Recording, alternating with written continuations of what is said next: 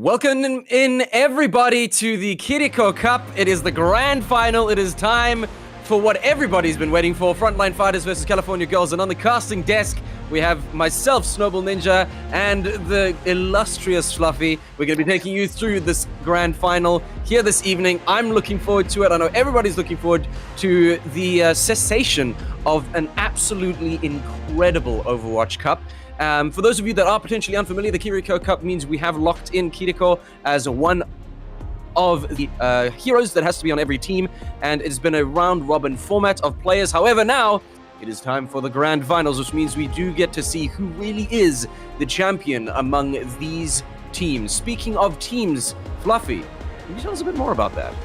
Yeah, so we've had these teams play each other twice already, once in the round-robin and then once in the upper bracket final last, and close games both times. The first time Frontline Fighters won, almost a reverse sweep. They won 3-2, really close game. Last night we saw them play again, and it was a 3-0 to the Frontline Fighters, so not as close, but I think that was a bit of an unfair reflection on how close the game actually was. Scoreline was a bit one-sided, but two different teams that we're going to see today. The Frontline Fighters, we have playing tank, Twisty, a new face to the local Overwatch. We have Josh Z as well. Someone else is new to Overwatch. But then backing those two new faces are three old established names in Zoom on DPS, Antiablo on support, and Slade on support as well. Zoom, a notoriously gifted, let's say, tank player, but he'll be playing DPS today. Antiablo, a very competent DPS player who has been showing off his aim and his DPS prowess on the Kiriko. It's been a joy to watch him play our newest hero. And then Slade has been doing all of the frog things that we love to see and find very frustrating when playing against. On the other hand, on California Girls, a bit of a different kind of team. We have 5 players of a similar SR, similar rank, who have really coordinated really well and working really well together. No real weaknesses in that team.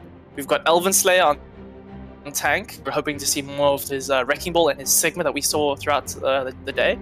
We've got the feeder himself, Mr. BTS fan, Babs, and hopefully he won't walk into a trap in this game like we did see Babs on cast. Despite what you all kept saying, no, it didn't happen. We saw it, it happened.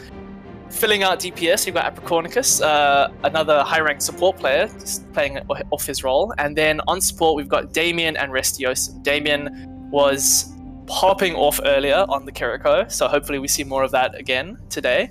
And then Restiosin was playing really well on the Lucio earlier today as well. But an interesting clash-up of styles from the two teams, but I think undeniably these are the two best teams in the competition. Well, they've made it to the grand final, which means they've definitely done something right. And not only is it going to be a great matchup because of these two great teams, this is, in fact, Fluffy, as well you know, a rematch. Frontline Fighters have gone against California Girls previously in the upper bracket. In fact, Frontline Fighters were responsible for knocking down California Girls one peg to fight their way back to the grand final. So they secured their slot, while California Girls had to fight a little bit more. And here's the thing, Fluffy. If we exclude those additional matches, it is dead even in terms of matches played and matches won and matches lost. Dead even. Which means have both won 29 games, I think. Exactly. Which exactly is wild. Even. Absolutely wild. So I don't think you could script a better Kiriko Cup grand final than this matchup. Yeah, totally not scripted. We didn't plan this. No, it just happened. It just happened. Yeah, it's two really close teams, and it should be a good game. This will be a first to 4 or a best of 7. First to 4, same thing.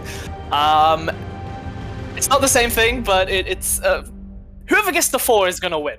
There we go. And hopefully load shedding will not sully our evening of Overwatch. 100%. It certainly does that enough already. I'm sure we might be a little bit surprised to see my face here. If those that are in the know might have been expecting somebody else. But hey, we're here. You get second best, and you've always got Fluffy's face. So that's a win in my books. And listen, I want to just jump back to something that you mentioned that we saw, a lot of the players playing maybe outside the usual roles. And listen, for me, the name that's jumping to the head is Swoom on the Junkrat. Absolutely destroying it in the matches that I was casting, and I'm looking forward to more of that tonight as well. Are there any other players like that falling into that kind of bracket that you're looking forward to seeing, Fluffy? So on the side of the Frontline fighters, Zoom was really playing well on the Junkrat, but I think the Junkrat was more of an adaptation to his opponents more because it worked really well at shutting down Elven Slayer's Wrecking Ball. He was trapping him a lot and he was doing a lot of damage, but we saw Zoom play a lot of Genji throughout the tournament, and Genji's a very strong hero. So will we see Zoom on the Junkrat again? Only time will tell, but Zoom does have a fairly flexible DPS hero pool, obviously not his role, but he's still a good player. Other than that, I think from the side of Frontline fighters, the two people I want to see and I want to see perform are Twisty and Josh C. Because when we started this tournament last week, it looked a bit rough for the two of them. They didn't really know what they were doing. They were a bit lost at times. We saw Josh C unfortunately walk off the map a few times, which was entertaining. But you compare them then and you compare them now, and it's like night and day. It's hot and cold, if you will. So I want to see how they've improved playing the game with players around them that know what they're doing and can help them. If they perform well, I think Frontline fighters have it in the bag. On the other hand, California Girls, it's never been about one stand-up performer. All 5 of them have been performing really well. I think what's less important than any of them playing well is that none of them really feed, and we know Babs loves to feed. Sorry, Babs, I say that with much love. Harsh but true coming from Fluffy. But hey, at the end of the day, it is interesting and honestly very rewarding to see how the players have grown and adapted. And I feel like a stuck record by continuing to bring up adaptability, but that's the name of the game when it comes to playing at this level. And so here's the interesting thing. I don't think I've seen Josh play anything other than Soldier. No. But is that a problem? Not necessarily. I think if he's managed to put his best foot forward, learn how to not fight against gravity and lose, and is now able to bring that honed skill set to the matches that he's playing. Yeah, Josh C is an interesting player because obviously he's very new to Overwatch, so he doesn't know the maps. That's why he was falling off them a lot. Doesn't know how all the heroes work and all these things, but he is not new to first-person shooters and does have good aim, and we've seen that already. Soldier is more of a simple hero, and a lot of people like him for how similar he is to other first-person shooters, and he's been performing really well on him. We've seen a lot of value of Josh C. The issue might come is if California Girls play a comp that Soldier doesn't really work into, we then might see him struggling. Then we'll see, does he have the flexibility to go onto other heroes? So it's not really an issue until it is. Twisty has shown enough flexibility, I think, between different tanks, and he's played really well. So flexibility, it isn't a problem until it is, like I say, but I think it'll be more of an interesting matchup with going into our first map, which is going to be Control at Lijiang Tower, and I know Zlayed will be loving that as the Lucio main himself.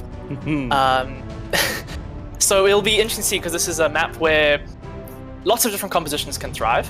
As we see our map pool in front of us, we're going to Lijiang, Esperanza, King's Row, a local South African favorite, Circuit Royale, Coliseo, Parisio, and Ilios. Whether we get to those later maps, only time will tell. But yeah, Lijiang Tower, lots of different compositions can work on this map with each of the 3 points, and it remains to be seen. I think the real thing is going to be, what will California Girls play? They need to come out strong, they need to put the pressure onto Frontline fighters.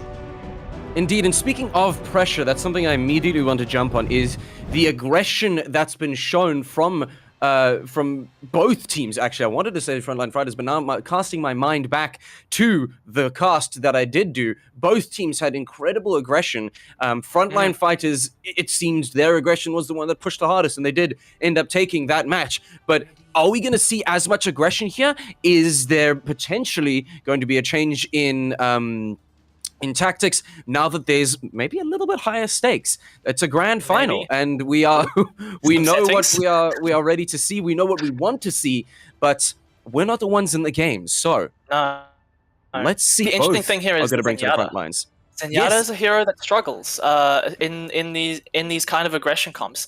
Whichever team takes the aggressive fight usually has the advantage. So it'll be see if Zenyatta can really get some value out of this. They're going to stop over to the Tracer. No Symmetra.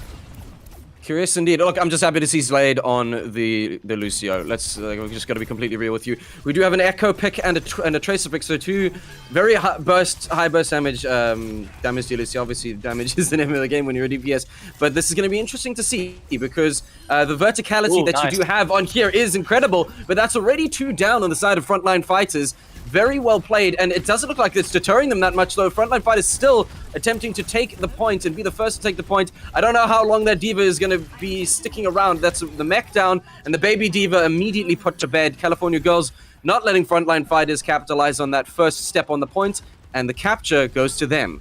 That was a strong opening from California Girls. They are, as we say, undeniable. And I don't think Frontline Fighters were quite ready for the Zenyatta. The Discord, if they can get value out of the Discord, the Zenyatta could be a real game changer, but he has to position well. He has to stay ready for this aggression out of Frontline Fighters. But you can see the damage already. The mech has gone down. Oh, indeed, and I think maybe that's what they're hoping to capitalize on with this Zenyatta pick is that Discord and just sowing Discord like they are now. Twisty does go down, followed by Josh. That's a third is Zoom falling to the hands of BTS fan, and my goodness, I'm just. Again, aggression that California Girls are known for is really coming into play. They are making sure that Frontline Fighters don't have an inch to put a toe on this capture point. The Elven Slayer is playing really well. Oh, but there we see the difficulty of Zenyatta is he is a glass cannon, and Josh Z finds a good early pick. Well, I was about to say, there's a lot of ult economy on the side of California Girls, and in comes the Echo, changing into their Diva. What can they do? That's poor Zoom trying to climb over a wall and getting destroyed for his trouble. In they come again, and I'm wondering if they're going to be able to commit more than one ult here, or rather, yes. I was about to say, I don't know if it's necessary, but California Girls, they seem to deem it necessary. Ooh. And we've got to eat the pulse bomb. I was about to say, like, that's a whole lot of ult usage, but at this point, if you're feeling that confidence, if you're feeling yourself, make it happen. You've now got both your support ults up. Never mind, I should stop saying things because out goes the Kiriko ult, and I'm sure they're all going to be benefiting from that. The freaking katana is coming out, and that's Swoom taking down 1, 2, 3 on the side of California Girls. That's a very good response. Twisty takes out Apricornicus as well. And on the 90s, it swaps over to Frontline Fighters. That could be big for Frontline Fighters because they needed to win that fight. But also California Girls are okay. They just when Zoom pulled the blade, Restioson decided he's not going to use Trance. That means they're going to keep Trance, which means they can go really aggressive with this Trance. But Damien goes down. I think it's going to just be a reset from California Girls.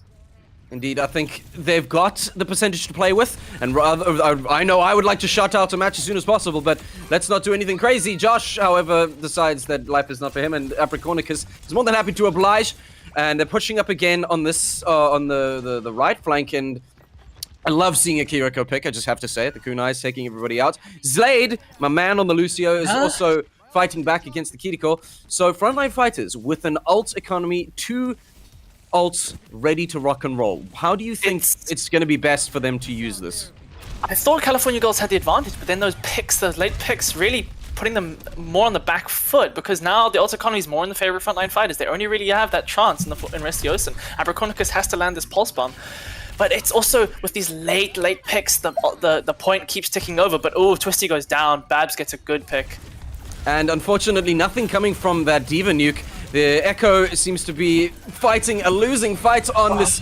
Oh my goodness, but no, in comes the Elven Slayer to try and deny some of the area and keep this alive. It is an absolute hairline of capture left. Try and get away, Tracer.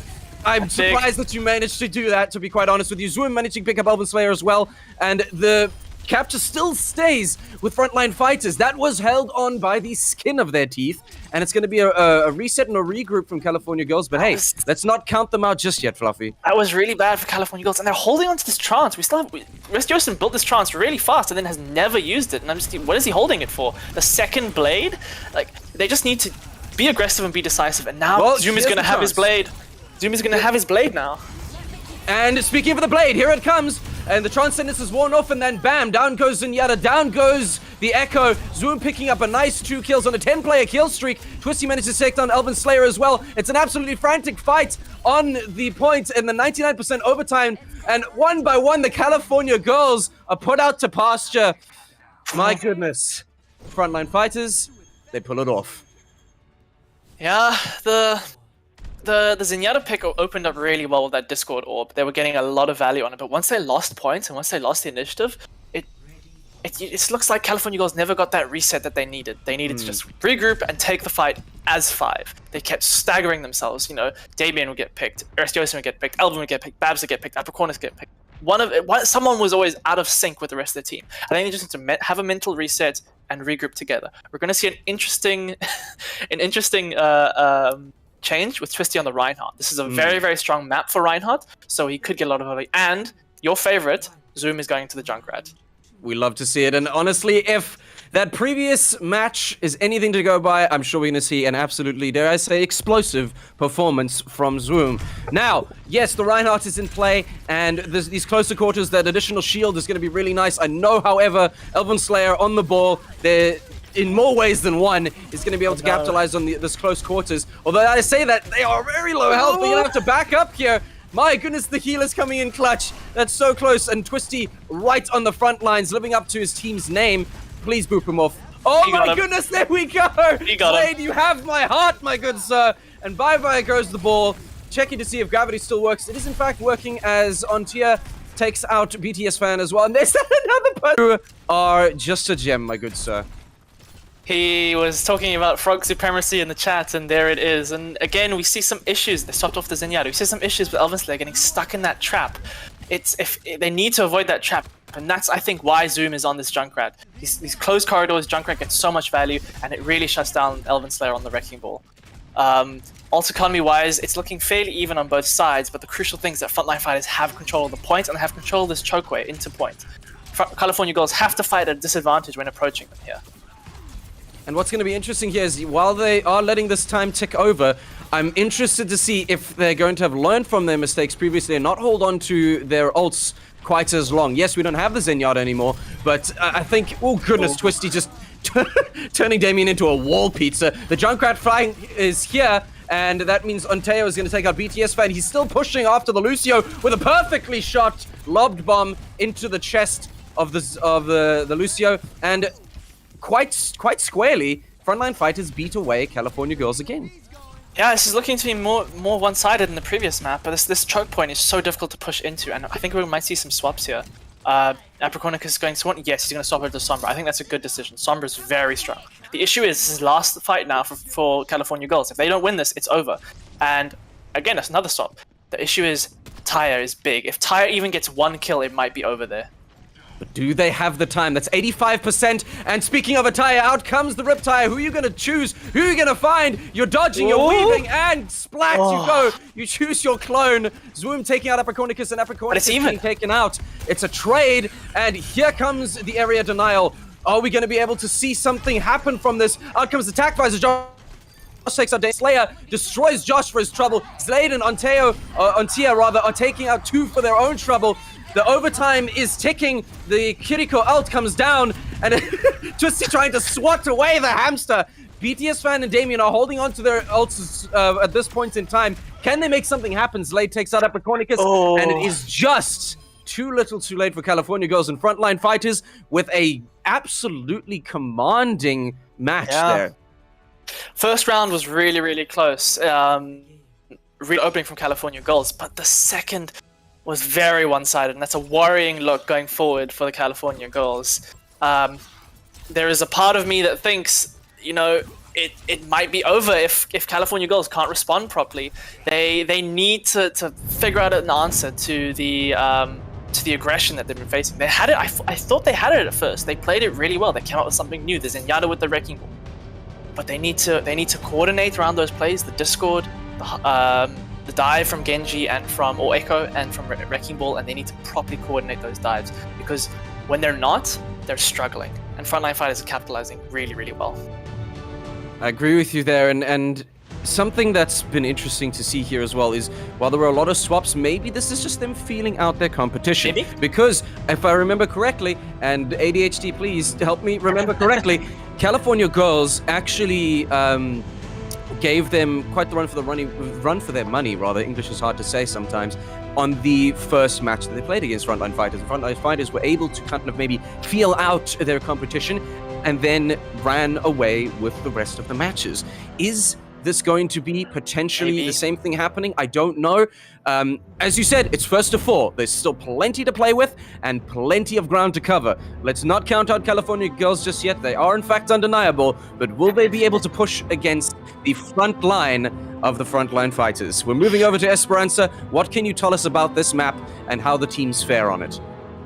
So this is going to be Overwatch's newest game mode. With Overwatch 1, with the departure of Overwatch 1, we have had to say goodbye to 2CP. And we have some Discord issues. Apologies. But Push is the newest game mode that has replaced 2CP, and it can be very snowbally. It is a very heavily momentum mode. It is all about, can you win multiple fights in a row? If you're on the back foot, you really have to win those multiple fights. Otherwise, you can't just go even if you don't have the lead. If you have the lead, going even is fine. I think with what you said earlier, it's very true that sometimes people just, that first map isn't good for them.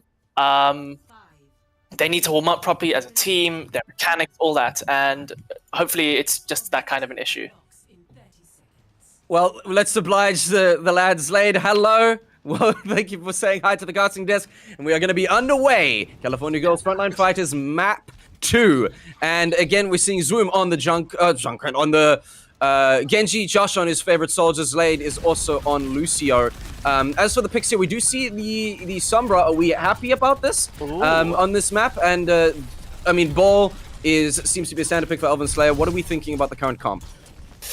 I do like the Sombra because Sombra is a very, very, very strong hero on the current patch of the game. To some people's ire. As Antiablo is getting picks, I think this first fight is going to go in the way of Frontline fighters. It looks to be a fairly even matchup compositionally. I think the biggest thing is, can California Girls get that teamwork that we've seen them perform so well, as I think they just have to reset here and go for the next fight.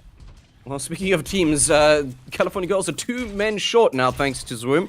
And that means they're going to have to just take a quick little breather. Zoom, again, as we saw, we know he's good with the Genji, yikes. And I don't know if we will see a swap out to Junkrat at some point. Right now, Aprikonicus just filtering his way through the backlines, probably going to be a nuisance eventually, but let's see. As he approaches, he is detected, and the hack goes out. Can he capitalize on this kill? Yes, he can. Good. Damien is the one to put him away, but that's one healer down on the side of Frontline Fighters as this next fight explodes, and Slade explodes BTS fan. The Genji is now down, and that's less damage for them to have to worry about. Josh holding his position, dare I say, holding a position of Overwatch up on that bridge, and jumping down is the Lucio, trying to keep them off the payload and pushing them further. I'm interested to see Twisty on the D.Va. I haven't seen as much from the D.Va here. But you know what we have seen is a massive blade from Zoom. Can he make it happen again? That's one down for his blade. Josh goes down in the back lines, but Twisty able to capitalize on killing the Lucio. Slade returns in kind with killing the Genji, and Ontia taking out Aprikonicus.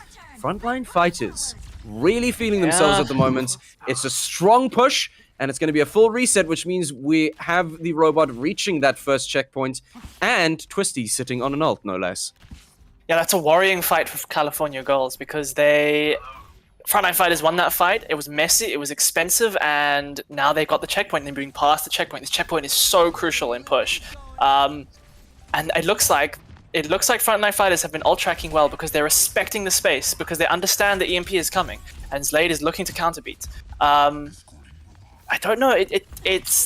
Both teams seem to be just posturing for each other, just trying to fight for space. And perhaps, again, more feeling out of that space as the attack visor comes out and Josh takes out the Genji immediately. Can you capitalize more on this? Not so much, but hey, if it causes the enemy to go, oh snap, I'm out in the open and retreat, I think at least that's some of the value added from the attack visor. Yeah, that was a great play, a subtle play of just backing up, giving space, letting them fall into the trap, and using the attack visor, and just one pick is enough. If California Girls push that, I think they lose it, being down one, and they have the ults, so they're going to back up, regroup, and take what hopefully won't be a 5 ult fight, but remains to be seen.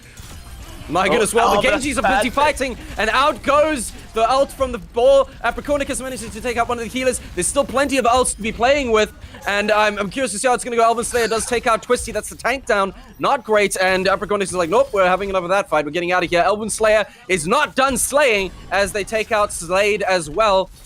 Josh as well, and Damien takes out Slade. That's a good fight from California Girls, and still 3 ults in their economy. Genji flying high through the sky is brought down low by the Sombra. And finally, California Girls finding a foothold, and a good foothold, to say the least. Yeah, that was important that they won that fight. It's important that they didn't use too many ults and won it, because now they have to win this fight as well. Frontline fighters can go even now. They've pushed the bot really far. They're happy to just win fight, lose fight, win fight, lose fight. California Girls want to win multiple fights in a row. As you see, Babs looking for value on his blade. Suzu comes out and he's going to get one. No, he isn't. That's a good beat. Jeepers, a perfectly timed music drop, which I think we can all agree is something that we enjoy. Josh absolutely skirmishing right now and making sure that BTS fan is taken out of the fight for just a little while. And Diva chasing down this Lucio, flying after him with like World War II dogfight over here. Zayd managing to take out his Lucio counterpart. Twisty takes down Damien, and Apricornicus busy fighting Josh, makes sure that he's out of the running. Twisty takes out the Sombra, and there's an area denied as we try to hold on to this point. Elven Slayer, the health is dipping low. Can you make it back to your team for those sweet heals? You're getting chased down, and oh my goodness! Oh, that's bad. Dirty little cyborg ninja taking out Elven Slayer. That's a tank out of the running. And the momentum squarely put into Frontline Fighters' hands yet again. That's a late pick. That's really bad for California Girls, who are going to swap over to the Sigma, the Zen, and the Echo. Lots of picks. Their ult economy is not looking great, but now they have to turn this. Frontline Fighters are fine to just do this. Win fights and lose fights, because they have the advantage. California Girls need to win this fight, and they need to win 2 more fights on top of this. This is not looking good for California Girls, whose ult economy is even worse because of those swaps. Indeed, and I know swapping to the Sigma, that might be something that could be really beneficial, but here coming in is a hopefully beneficial Katana from Swoop. No, he's shut down immediately, but Josh answers with the tack visor, 2 falling to the tack visor, and he's right up there in the thick of it as Apricornicus goes down. Elven Slayer beats Josh back. He says, no, gravity squeeze these. Slade, however, moving in to ensure a 5-player kill streak for himself, and 2 picks on the side of California Girls. We only have 1 ult ready, and out goes a flying Diva Bomb just to absolutely eradicate the oxygen that happened to be in that space. Zoning bomb. It was a zoning bomb. It was a zoning bomb. Speaking of zone and area of effect, we have the EMP, which I was about to say, when are they going to use that? Out it goes. That's a great EMP. Slade falling to the Echo. Kiriko managing to take out another healer, but Damien squaring up and taking out the Diva. Apricornicus takes out Twisty. Zoom with another 2 picks of their own. California Girls, what is going to be your answer here? The Sigma so low, eventually laid low by Swoom. We have a Transcendence eking over. Can you pull it out in time? Swoom actually gets taken out by Apricornicus. And that's a Transcendence ready to rock and roll, and a Gravity Squeeze well on the way. If we look at the ult economy for Frontline Fighters, however, both of the healers have their ults. And what do you think is going to be the ideal play of the cards here for either team, Fluffy? I think Frontline Fighters are very happy with how this fight has gone. They're going to have multiple fights. Even now, losing mech, they're fine. As long as they're drawing out resources from California Girls, they're winning this. They're losing the fight, but winning the war. Absolutely. They just have to lose fights slowly. That's all they need to do. They don't mind losing.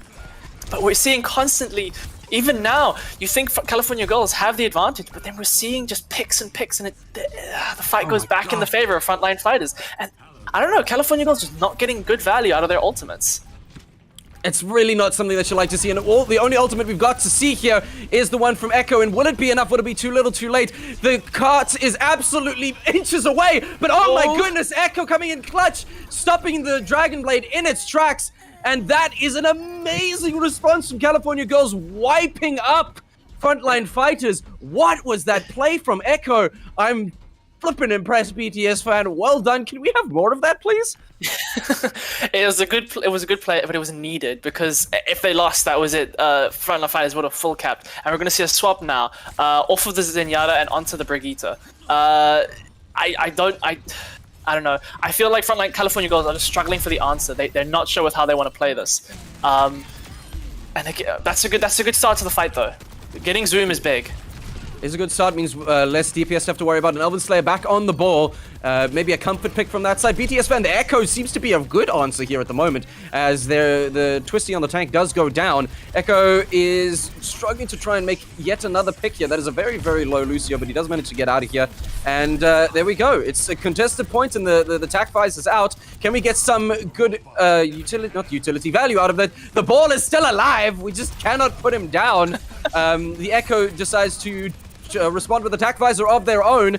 And again, not much coming out of that, but Zlade and Josh do fall, which just means more time wasting for Frontline Fighters. We have an EMP in the bag and ready to rock and roll, but there's a long way to push for California Girls. There is. This is the problem with push. It's so snowbally, and wisely, California Girls making a great play. They aren't killing Twisty. They demeched him, and they left him as Baby Diva. Oh, but Damien goes down. It's a good play from Zoom. Oh no! The Baby Diva got value! Oh wow. No! The flank Baby Diva.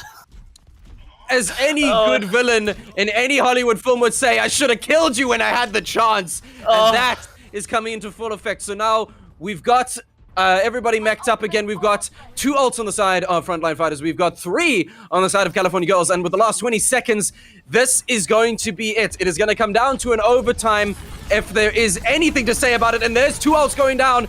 And will that be enough? As they go down, the EMP seems to have done some semblance of work as Josh and Zlade fall.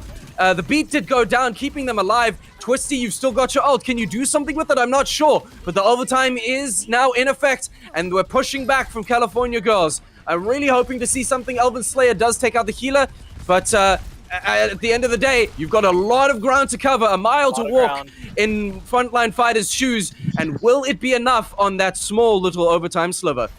They have to win. California Girls right now have to win 4 fights in a row if they want to have a chance to win this. It's not looking good for them. And with Zoom coming up to that, he has that Dragon Blade now. There are no ults on the side of California Girls. Damien's going low. He's the only one close to an ult. It's a very dangerous situation. Frontline Fighters probably have this, and that's the first pick, and I think that might be it. Indeed, the second pick comes through from the Blade. They're pushing in after another one, and that's a 3rd down. All they need to do is stay on this point, but the people are falling left, right, and center. There's just not enough bodies to throw at the Frontline Fighters, and on the front line, they will fall. Frontline Fighters take map 2. Yeah, it's never really over, except when Zoom has Dragon Blade. But that was really well played from the Frontline Fighters. They took that fight, they forced California Girls to use all their ults, their EMP, their Minefield, and then they just backed off, they reset, and they took their ult fight. And they didn't have to worry. They had all the time in the world to take that fight, and they took it really, really well. It's Frontline Fighters playing well, and I think California Girls not living up to their own standards. Indeed, which is it's upsetting to say, and like I know in a competition there's winners and there's losers, but at the end of the day we are playing some damn good Overwatch, and damn good Overwatch is being played by Frontline Fighters. That's 2 maps in a row. Absolutely. And I think if we can just touch on something that you said, I'm looking over here at my notes because I like to think I'm professional, is California Girls are struggling to find an answer to the Frontline Fighters strats and picks and adaptability, and that adaptability is what is so needed. Based on what we've seen so far, Fluffy, is there any comment you can pass on what potentially California Girls could do differently? So Frontline Fighters have run the same comp throughout, with the minor exception of the Reinhardt. But they're playing Zoom on the Genji, Josh is playing nothing but Soldier, as we expected. Twisty's doing a little bit of change, but we've seen the Lucio and the Kiriko. California Girls are struggling to come up with the answer, like you say. In the past, they've had success with the Wrecking Ball and the Genji, but Babs isn't feeling the Genji, so he's trying the Echo, which is a strong hero, it's a lot of damage output. But they're just something isn't clicking with how they're engaging. One option they have is to maybe swap composition entirely, try embrace something new, like a Reinhardt Lucio style comp, and really push together, push that backline of Frontline Fighters. But, you know, if that's not in your hero pool, it's difficult to just put it out last second. I think more than anything, heroes aren't so much the problem, it's the mid-fight that's going wrong for California Girls. California Girls and Frontline Fighters are both engaging really well, and, you know, sometimes Frontline Fighters gets a pick, sometimes California Girls gets a pick. But that mid-fight is spiraling out of control for California Girls. Frontline Fighters are always turning it mid-fight, even when things look great for California Girls.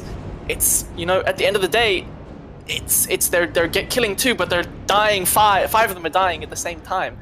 I don't know. Something has to click. Something has to change mid-fight for the California Girls. Absolutely, and it's frustrating because the trade-offs just aren't there. It's not an even trade. Yes, like you said, like they managed to take a few, but then it's damn near a team wipe in response from Frontline Fighters, and I'm sure that's going to be beating on the morale of them as well. Which, no matter how good of a player you are, that's always something you're going to have to manage. And I'm hoping it's not going to be getting to them too much. I'm hoping that they've still got their head in the game. Yes, it's 2-0, but it's the first of 4. And that's still a lot of Overwatch to play. There's still time. California Girls, they're just falling behind for dramatic effect. They're just, they threw the first 2 maps just to make it more of an interesting series for us. They know what they're doing.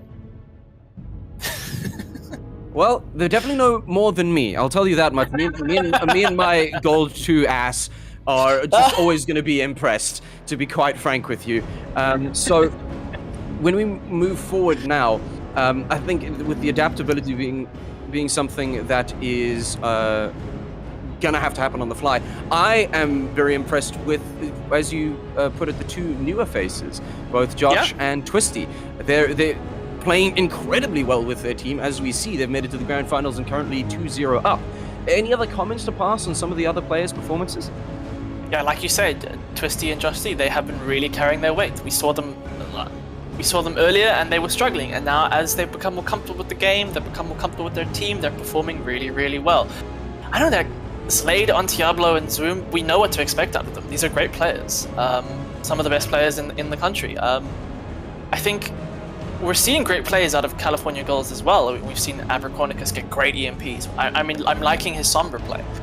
Elven Slayer has got great minefields, and I'm liking how he's playing the Wrecking Ball. Damien is getting picks on the Kiriko, which is great to see because Kiriko is such a DPS support hybrid hero that you have to be getting that damage to justify her in the team comp. But it's nothing with the individuals. It's just something a bit off with the California Girls' team play. They're not quite wide awake. And hopefully, as we move forward, that synergy, that something's gonna click that you're speaking about is gonna come into play for California Girls. And look, I'm not gonna pretend to know how these teams work and how they've been discussing their strats and how they've been maybe changing things up. But maybe it's time for California Girls to just lock in on one strat and not too much shifting, not too much hero swapping. Yes, adaptability is something that's powerful, but maybe it's time to pick a lane and pick a groove and stick with it. I don't know what you think about that. I think it's a good shout because we saw in the last map they came out with their strategy, and then halfway through the map they decided we want to try something different, and it really in the way backfired because their ult economy was so overturned because of that. They had no ults, and then Frontline, you think they should be going into a fight with ults, but then Frontline Fighters have the ults because California Girls have swapped off all their ultimates. Anything in life, you have to be confident when you do it. If you've decided to do something, stick to it. And it feels like California Girls aren't quite sure about how they want to play this. They're a bit indecisive. It's currently in this game, Frontline Fighters are the one deciding how this game is being played, and California Girls are reacting to that. California Girls want to be the ones deciding. They want to be the ones saying, okay, Frontline Fighters have to react to us. And other teams have done this in the past. People have forced Zoom off of Genji, and that has been great, and people have had success on that. California Girls haven't done that so far. If they can maybe try and change things to put their stamp on this game, make Frontline Fighters uncomfortable with their compositions, I think we might see California Girls have more success.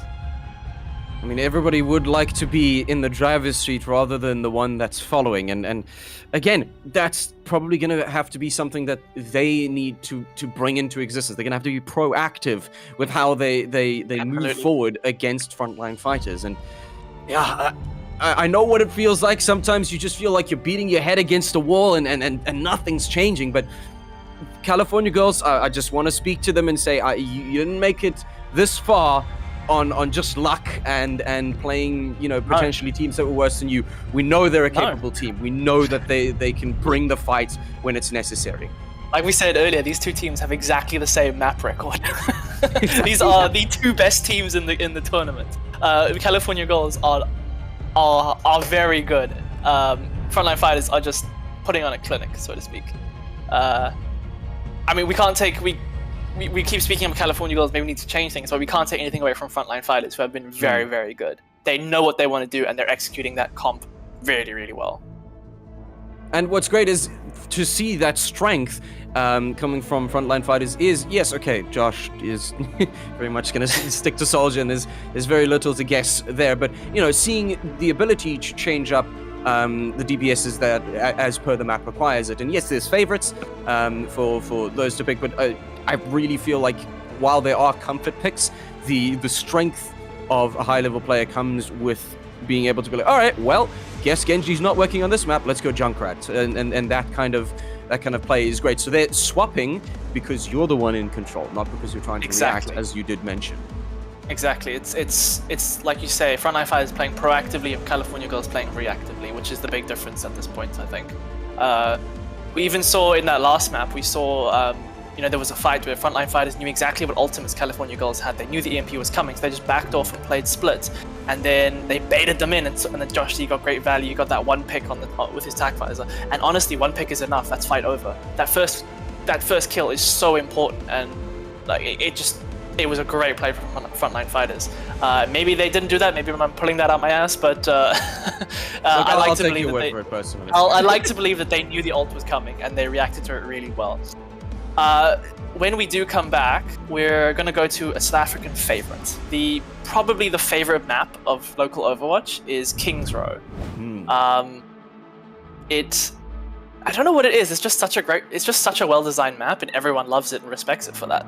And look, I'll be completely honest with you. It doesn't have, enough Lucio boop edges. Is all I'm saying. Okay, well there is on third point. On third point, yes, but I'm like, hey, let's just go to if we see third and point off the map. Oh, sweet summer child. If we see third point, I fully believe Zlayed to be dancing on the wall underneath the map somewhere. I'm so scared. He is.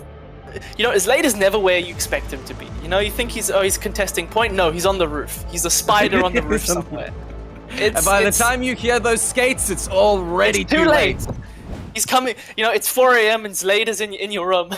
You can hear wall riding. Have you seen, Fluffy? Have you seen those memes that are like, great point, one problem, I'm in your walls. Like exactly. That's Zlayed, bro. Zlayed is in your walls. He's coming for you. All right, well, this King's Row. I'm ready to see it happen. It's a South African favorite, as you said, which means I'm sure there's going to be plenty of good Overwatch to come our way. Let's have a look at these picks real quick. Aprikonicus and BTS Fan picking out the Junkrat and the Widow. Initially, I was Slay on the Sigma, and then we have a Zenyatta and a Kiriko. Then on the other side, Zlayed, nobody was surprised. Twisty is on the Reinhardt, which I have to say I'm very used to seeing on King's Row, and Joshi, nobody's surprised. Zoom on the May. Is this a little bit of a meme until we... 3 seconds before we start? Because Zoom did that to me last time. I gave a whole spiel, and then he changed 5 seconds before we started, and I felt stupid. May and Reinhardt work really, really well together, and this is the best map probably in the game for Reinhardt. I think this is going to be... as California Girls try to engage, Zoom is going to put up a May wall and try to trap one target, and then with their Lucio speed boost, they're going to force down that target.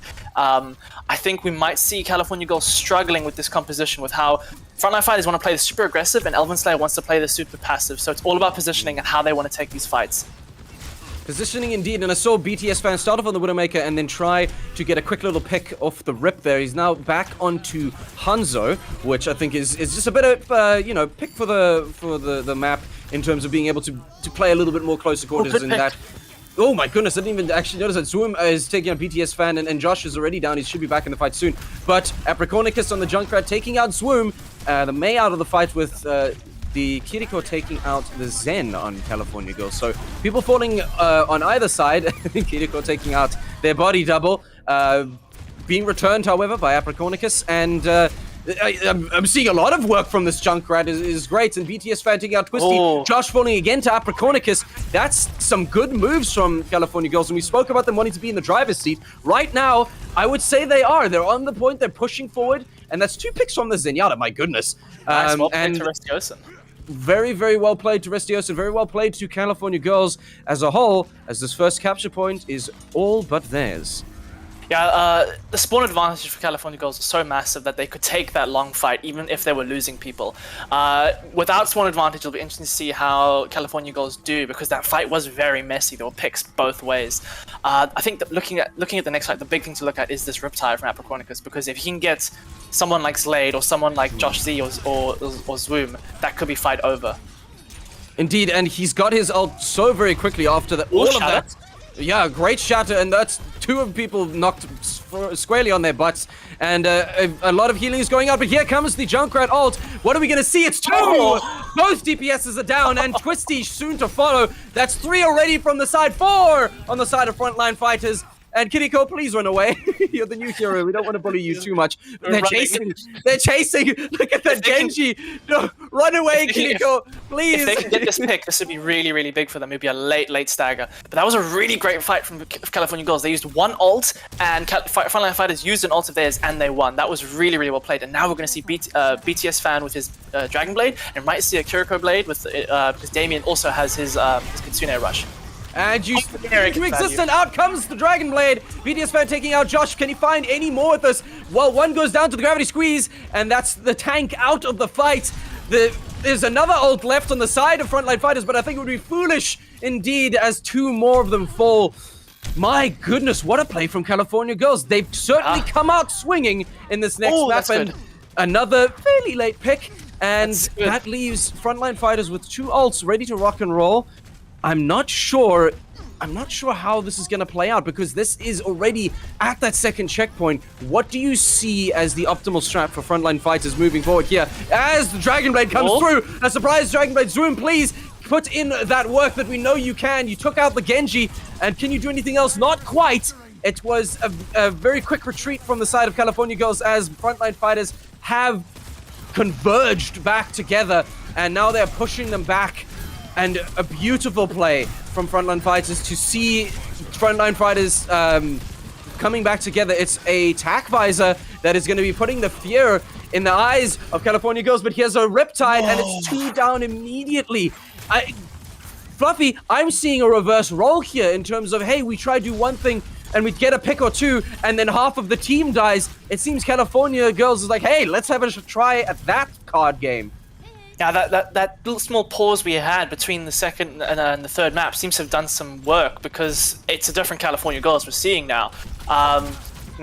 They're the ones deciding these fights now. It's working really, really well. I'm really enjoying the ebb and flow that California Girls are taking, backing up and re-engaging when they have advantage. We're going to see a swap now. Zoom is off of that Genji. That's big for California Girls. He's onto the Sojin as Blade goes down to the trap. You love to see it.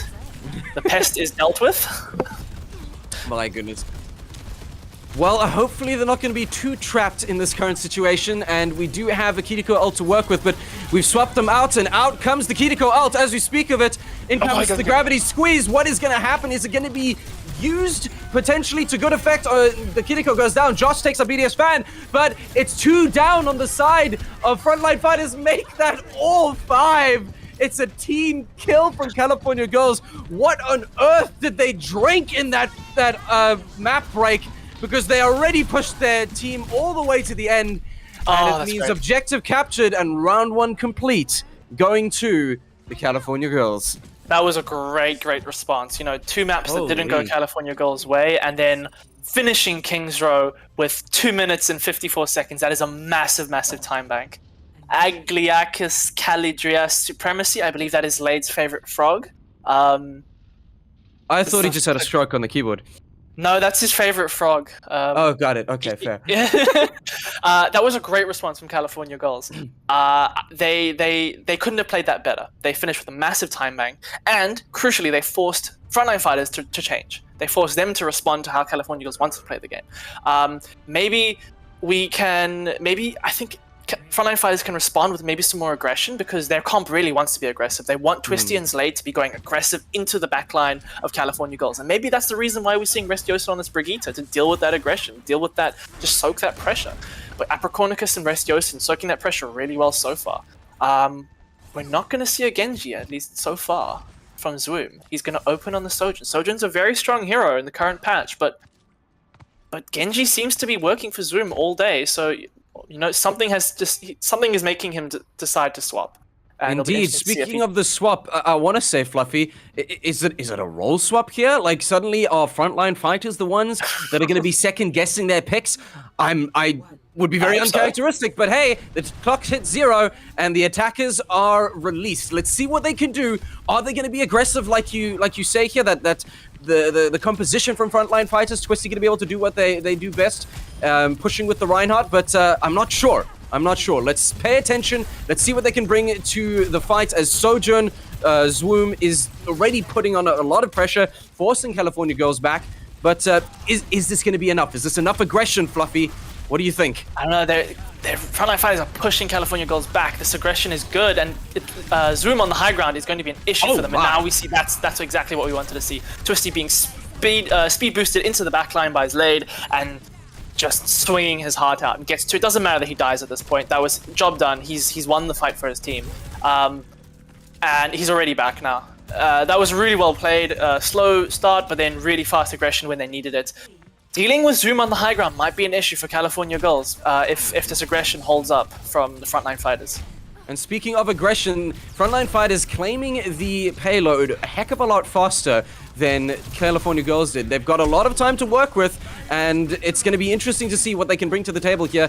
Twisty right back in his place on the front lines and almost an Earth Shatter to work with. Zwoom almost has their ult as well, and the ult economy on California Girls is also rapidly climbing, and I'm interested to see what they're going to be able to bring in. And there comes the ult. Oh my goodness, the railgun shots coming out. It's 2 down on the side of California Girls. Out goes the Earth Shatter. Zwoom is paying the price and pinned against the wall.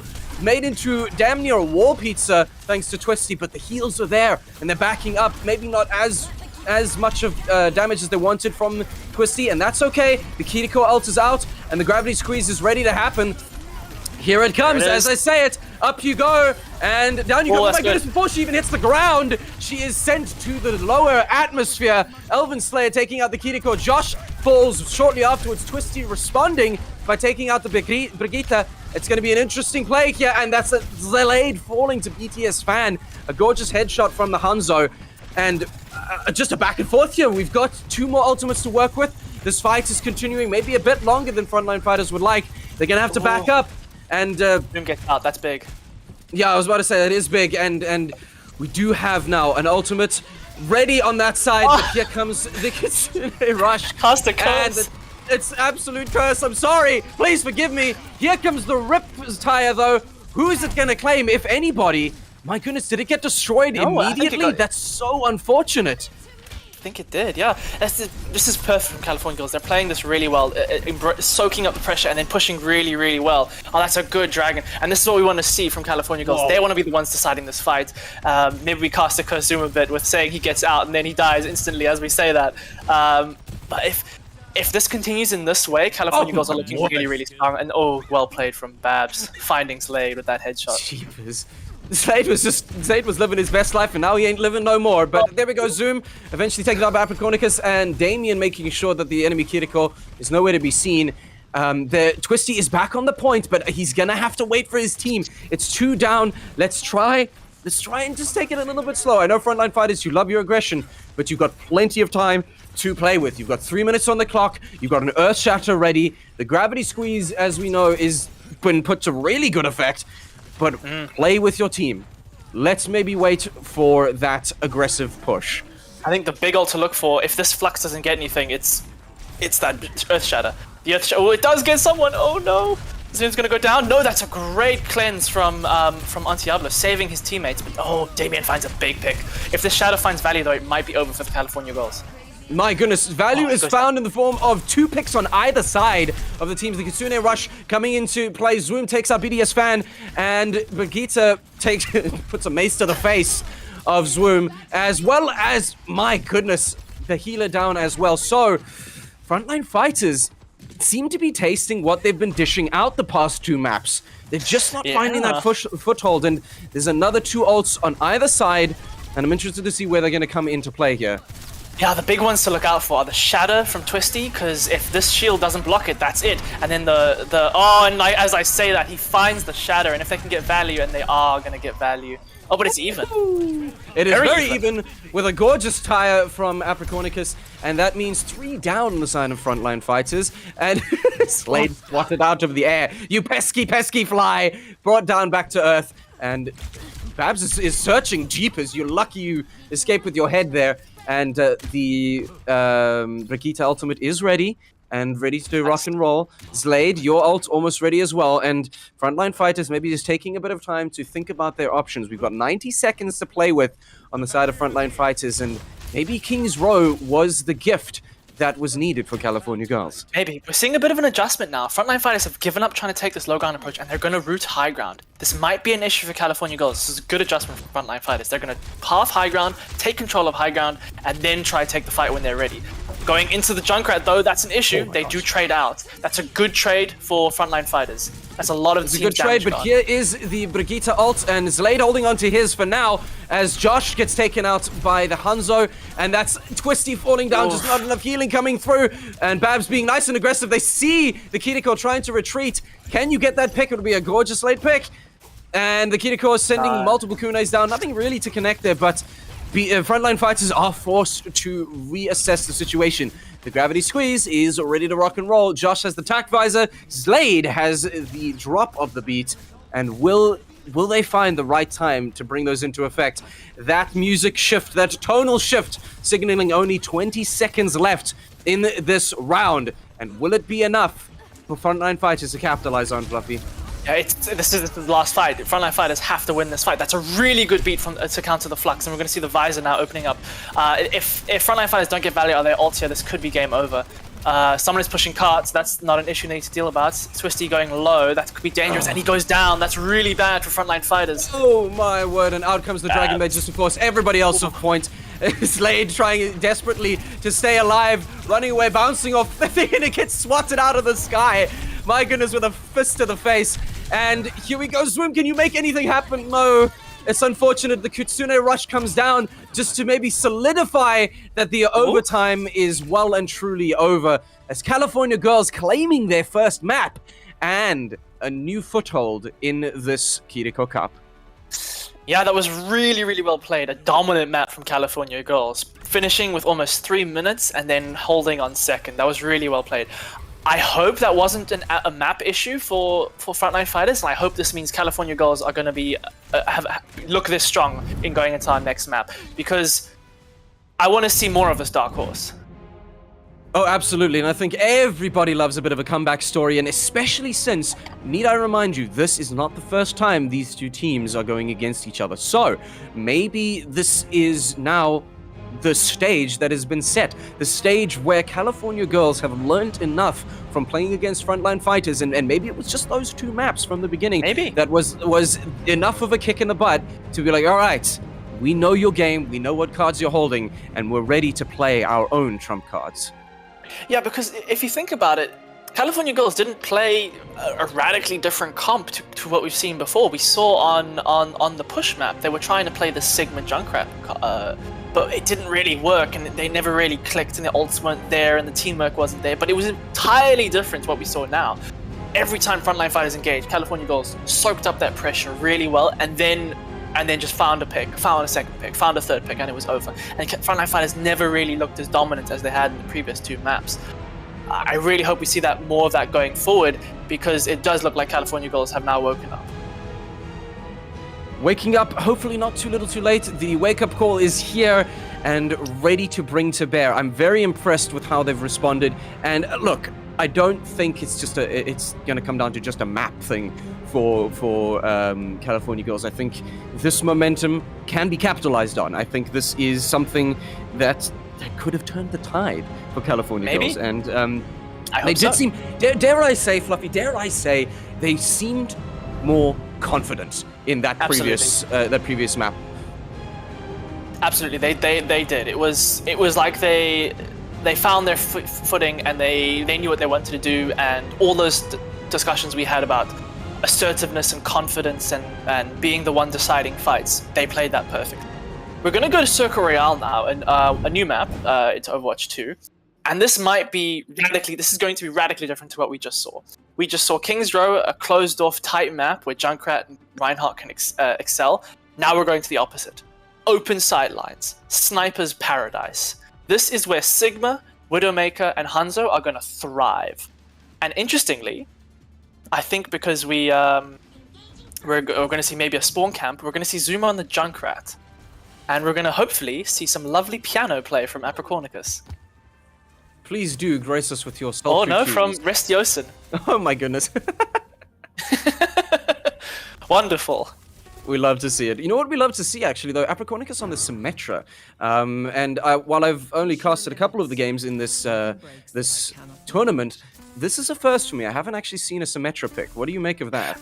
So Symmetra is not the best hero in the current patch, but it might just be a spawn TP or just playing fun with the piano. I think it's just having fun with the piano. Symmetra has Zoom did it to me last time, and now Apricornicus. Symmetra is often used to teleport people out of spawn to get out of spawn faster. We're going to see the Babs Widowmaker. Not his strongest hero, but this is one of Widowmaker's strongest maps, so we might see him really thrive. Looking for those picks. Widowmaker, regardless the quality of the Widowmaker, a Widowmaker on an open sightline is always something to be respected. You have to play safe, and you can see how Frontline fighters are playing safe, respecting that Widowmaker sightline. Absolutely. If I can swing it back to the previous game that I casted with Rexu, Rexu was absolutely destroying on Widowmaker, and it just became a thing of you have to respect his entire sightline. And it just that presence of knowing that your head could be taken off at any moment was palpable. It was quite terrifying, as Twisty is very, very aggressive, and there's a massive scrap on top of the objective right now. Twisty, I think you're gonna have to get back here real quick, Brother Bear. Apricornicus taking out one of the healers, and again, interesting to see that Restio is still on the Brigitte. Yeah, Brig is a hero that's very good at soaking up damage. She can brawl quite effectively. And I think this might be something they've figured out with the aggression of frontline fighters, that maybe Restiosen's just not comfortable playing a hero like Zenyatta into that kind of aggression. So he's getting value. Babs goes down, that could be an issue. Both teams really embracing the Junkrat, which was not something we expected, in honestly. Not especially on this map. at all. And if I remember correctly, from the first time when we're casting these, myself and what was it? Phoenix predicted that we're like, oh, we're gonna see so much Pharah, it's gonna be great, and then oh no, here's ground Pharah just doing all of the work. Just the worst Pharah. But we actually, as pointed out in chat, we didn't pick up on it. We have seen Zlade swap over to the Ana. Zlade is a very, very good Ana, but it's always sad when you see Zlade swap over off of Lucio. But I think it's just there's too much damage coming out from California Girls that Lucio just doesn't offer enough healing. So Zlade is going to do the healing, and we're going to see an engagement with the Kitsune Rush, and Zoom gets value on it immediately. Yep, Kitsune Rush out, and out goes the Tyre as well. Oh. And a gorgeous Tyre to stop California Girls right in their tracks. Zoom flying through the air, zoom, zoom, pow. Down they go, one after another. That's 4 dead immediately. My goodness, what an incredible play from Zoom. If that's not play of the game, I'm going to be very upset, quite frankly. But let's have a quick look at ult economy as California Girls lick their wounds and regroup. We've got 3 on the side of California Girls, 3 on the side of California Fighters. What are you expecting to see here? So we're going to see a Nano Visor from... Oh, but the Nano Visor gets countered expertly by the Riptire. That's really bad for the Frontline Fighters, especially when they're down 2 now, because Antiobla died early as well. And now we're going to see Elven Slayer respond with his Graviton Surge. Sorry, his Flux. I call it gravity squeeze, so you know. We know what you're talking about. It's fine. We know what we're talking about. Like, that's the thing is, we know Divas is, it's not a nuke, but it's a nuke. All right, I'm calling it a nuke. Twisty's still holding on to. Well, speaking of the nuke, never mind. And out it goes. Now we've got both supports with their ultimates, and I think that's going to be playing a very crucial role in how the California Girls have been pushing up here. The payload reaches its 2nd point as 3 fighters go down from Frontline Fighters, and Twisty getting chased by Babs. Babs, leave the man alone. Let them get back and lick their wounds, you evil devil, you. If they can get picks here, this would be really big. The pushing is great because these late picks matter so much. I think a compositional issue that we're seeing, at least on these first 2 fights. Oh, that's a great pick from Zoom. Yeah, a compositional issue we're seeing is Babs has these open sight lines that he can just sit back and farm damage, whereas Frontline Fighters don't really have that. Josh Z wants to play in a mid-range, Zoom wants to play at a close range or a spam range. He doesn't really, no one can really contest Babs, who's finding a lot of value on this Hanzo. It's really been, he's been doing good work with it. Good work indeed, and with 3 ults in the back pocket as they approach this final payload push, I think here comes the Kiriko rush. I think it's everything in their favor. 2 Kiriko rushes are out, and as well as the Brigitte ult, and it's an absolute scrap. There's so many things on my screen, and there's not enough oxygen in my lungs. Here comes the Riptire. 1 is found from the Riptire, but is it too little too late? Zoom can take down 1, but 1 falls as well. And my goodness, it's so many people down on the side of Frontline Fighters. I don't think there's enough bodies to throw onto the payload as it slugs slowly forward. Josh, you absolute Frontline Fighter, you're scrapping it out on that high ground, but there's 2 ults left. And here comes the gravity squeeze. Can you grab somebody? Up goes. Slade sleeps it. He sleeps it. That's incredible. But it's 2 down on the side of Frontline Fighters. Another one down from, which is in the form of Twisty. The tank is gone, as well as the oxygen in my lungs. And it's just too little too late. That's all she wrote. It's a contested fight right now, but we're just delaying the inevitable as California Girls, well played. They take round 1. A great response. Excuse me while I breathe. A great response to California Girls. We spoke about the how Babs was getting a lot of value on the open sight lines of point 1 and point 2, and with the closed off space of point 3, Apricornicus really turned up big. Apricornicus and Restioson massively performed on that third fight. That big tire at the end of second, really carrying over with the momentum into third. It's interesting. Maybe push and maybe control just wasn't the map type for California Girls. Maybe escort and hybrid are our spectators finding out who's playing piano. Sorry.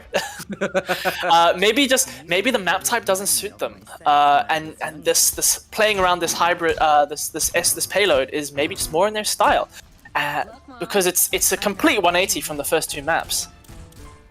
It is a complete 180, and S piano. We love to see it. Well played, sir. And a 180 indeed. And again, maybe it's to do with the with the change in game mode. Maybe it's to do with the momentum they've gotten. Maybe just maybe, California Girls have found their groove. Maybe they have. This is already more maps than they had against them last night. We're going to see interesting compositional swap from Frontline Fighters. They're going to stick Slade on the Ana. Very competent Ana player, and they're going to go Twisty onto the Monkey. This might put pressure onto Elven Slayer, onto Restioson, onto BTS Fan. This might be just what they need. Someone to help Zoom engage, because Zoom has been very isolated in the past on Genji. Sorry, I was drinking water. I also just want to comment that this is my personal favorite Winston skin. I love the homie skin for the angry monkey. And coming out strong, coming out hard and fast. There's a lot of good control here, and Twisty are now going to get very aggressive. Immediately stunned. The barrier does go down, but it's very quickly broken. Doing some work, and I like to see it. But Twisty, maybe a bit of an overextend. Can you make it back? You can. It's out. Brigitte doing a lot of good work and keeping their team alive. And California Girls holding strong on this little overpass, as the first to fall is BTS Fan with a swift strike from Genji. Genji maybe a bit overextended, the deflect coming out and getting back just in time. Very well played from Zoom. And the ults, they start a building. That was really well played. A really great anti from Slade, and then Zoom notices that, or it gets called out to him, and he immediately dashes for it. And now we're seeing late picks off from Frontline Fighters. They're really capitalizing on, they're making space here really, really well. Maybe the Monkey was what they needed to help, have that aggression together, because Sigma comps are going to struggle against aggression like this. I think the players of Frontline Fighters know that, and they're embracing that. And now they're holding this space and denying this high ground to the Frontline, to the California Girls. This is massive considering how much value that high ground can get. And we're going to see a Nanoblade coming online very soon. This could be over for this point if this Nanoblade comes online and finds value. No, that's they can do something here with this Riptide, which decides to just deflate. That's really, really unfortunate. Oh my goodness. But here comes the Kitsune Rush, and the tactical visor is ready. No Nanoblade needed just yet as Zoom and Twisty take down 2. And what are they going to be able to do after that? It's going to be another pick for Zoom. Absolutely capitalizing on that. Josh does go down. Sacrifices must be made in war. But it's a cleanup from the Kiriko on Frontline Fighters. And again, they've just claimed that space back, Fluffy. And they have. Absolutely capitalized on the aggression. they took that space really well, and they took that ult fight really. Josh C goes down, but if Frontline Fighters use this Nano Blade nice and aggressively, and they dive well, it won't matter. This Nano Blade could be so important, and it's important that they kept it from the last fight. And speaking of ults, here they come. The Nano Blade is out. The Dragons do take out one, and the Gravity Squeeze another. So Jeepers, really not what they were expecting when it came to a Nano Blade. There's no value to be found. California Girls, just the right place, the right time, and the right execution. Completely shut down. That's less than ideal. It's what we would call suboptimal. California Girls gaining a foothold, and now going to be pushing back against Frontline Fighters and hopefully using this high ground to their advantage, Fluffy. And now they have this space, and they can really control they'd hope to control the map. Frontline Fighters are taking space aggressively tonight, and Zoom finds value. That's really big, but they do trade back. So it's still even, and we're going to see the Kitsune rush to respond. This is wise, I think. They lost that play, they needed to respond with an ult. That was a really good play from California Girls. Well played indeed as they take out the tank and really push back Zoom on the front line here as the Genji. How are you staying alive without getting hit? I need to take notes. We'll chat.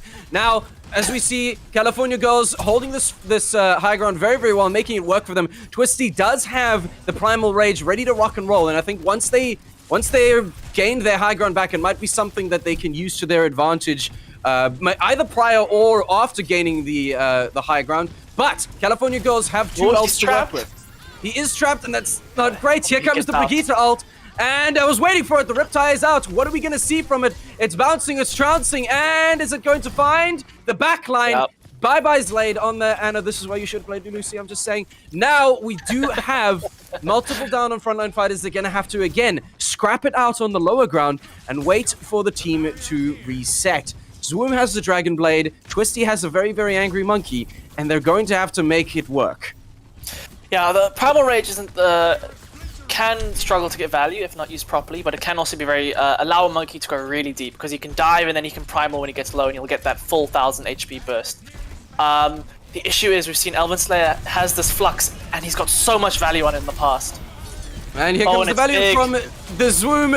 Blade does take down one. The Gravity Squeeze trying to do something to disrupt it. The Angry Monkey does find value in knocking back a bunch of the players from California Girls. Twisty eventually turning Damien into a wall pizza, but Africanicus returns by burying him in a soup can.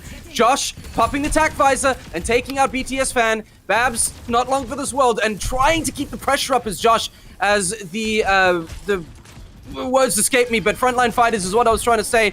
Still pushing on to that payload as the Kitsune Rush comes out. What are they going to be able to do to capitalize on it? I see a massive fight going on here. Josh gets taken up. Apriconicus gets refragged by the Kiriko. Twisty unfortunately does fall. That's the tank out, as well as the healer and Swoom and Slade. That's a 10-player kill streak from the Sigma and a team kill for California Girls. What a response. And now the ult economy is decimated for Frontline Fighters. The high ground belongs to California Girls, and it's 60 seconds left. Thank you, announcer. I've got it covered. I can say it myself. 60 Athena seconds has your left. back. Yeah, thank you, Athena. I've told you to stop monitoring my vitals. Let's see what California Girls can do. It's looking dangerous for them because the Riptire is coming online for Apriconicus, and he's every single Riptire, I think bar one, he's found value on it. Damien has got some really big cleanses and some really big ults, and he showed up that last fight, and here we're seeing this Riptire. If they get value on this, it might be over. Can he get this good? No, not my good. Blade finds it again.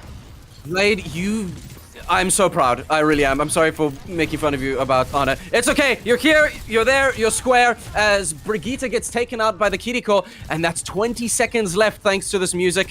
What are we gonna see now? We've got a Brigitte ult, but they're not here to use it. We've got a Blade and Zoom popping off even without using the katana. Zlade takes down Apriconicus in the backlines. Zoom takes out the tank. This might have been the push they needed. They can make it to that second checkpoint, and there you go, an additional 90 seconds for your efforts. What is going to be the play here now? Is it more aggression? Is it taking it slow? What do you think, Fluffy? What do Frontline Fighters need the most?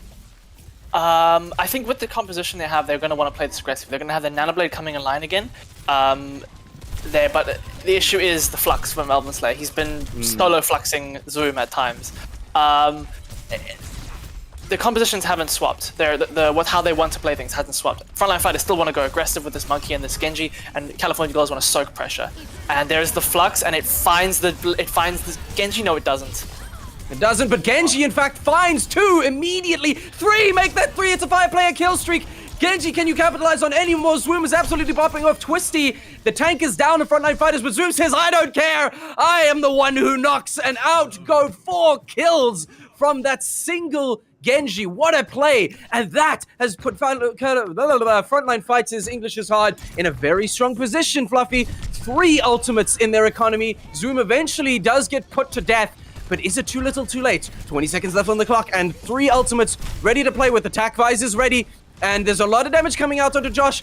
Can you regroup and make it happen, Frontline Fighters? 15 seconds. What are we going to see from them? Who's going to execute first? Stay alive. Stay alert. In comes the Kitsune Rush and the Angry Monkey and the Tac Visor. Immediately, there's work being put in.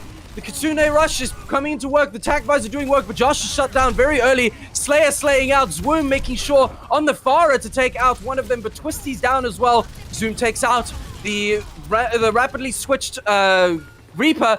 In comes the Tire. Are we gonna do anything? Can you find him? You can. You find Zoom, and you push them off. Oh my goodness. California Girls. An even fight right down to the end, and even with so much ult economy in their back pocket, California Girls respond exactly as they needed to, taking the 4th map. Yeah, it was quite funny there when you think Zoom has this and then the Tire comes, you can see this panic as he's running away from this Tire, but then of course he had to see C9, well not in a way he died, but very, very close fight. I think the time bank was just against them. California Girls played that so well in their attack, and then they held them. You know, first point didn't look so great. We saw Frontline Fighters take first point really, really nicely, but second point they got stalled down. California Girls played that right at the end of second. They played that really, really well, and I think the time bank was just too much against Frontline Fighters by then. Now, you know, we said how you know, oh, maybe California Girls aren't playing to their best, but they have now taken 2 maps in a row, and we're right back at it at 2-2. And just hearing from the wonderful voice of God that is Peach, we're going to have a quick 5-minute break. I'm glad because I've used up all the oxygen in my room, but please don't go anywhere. It's tied up 2-2, Frontline Fighters and California Girls, and it's first 2-4, which means plenty of Overwatch still coming your way right after this break.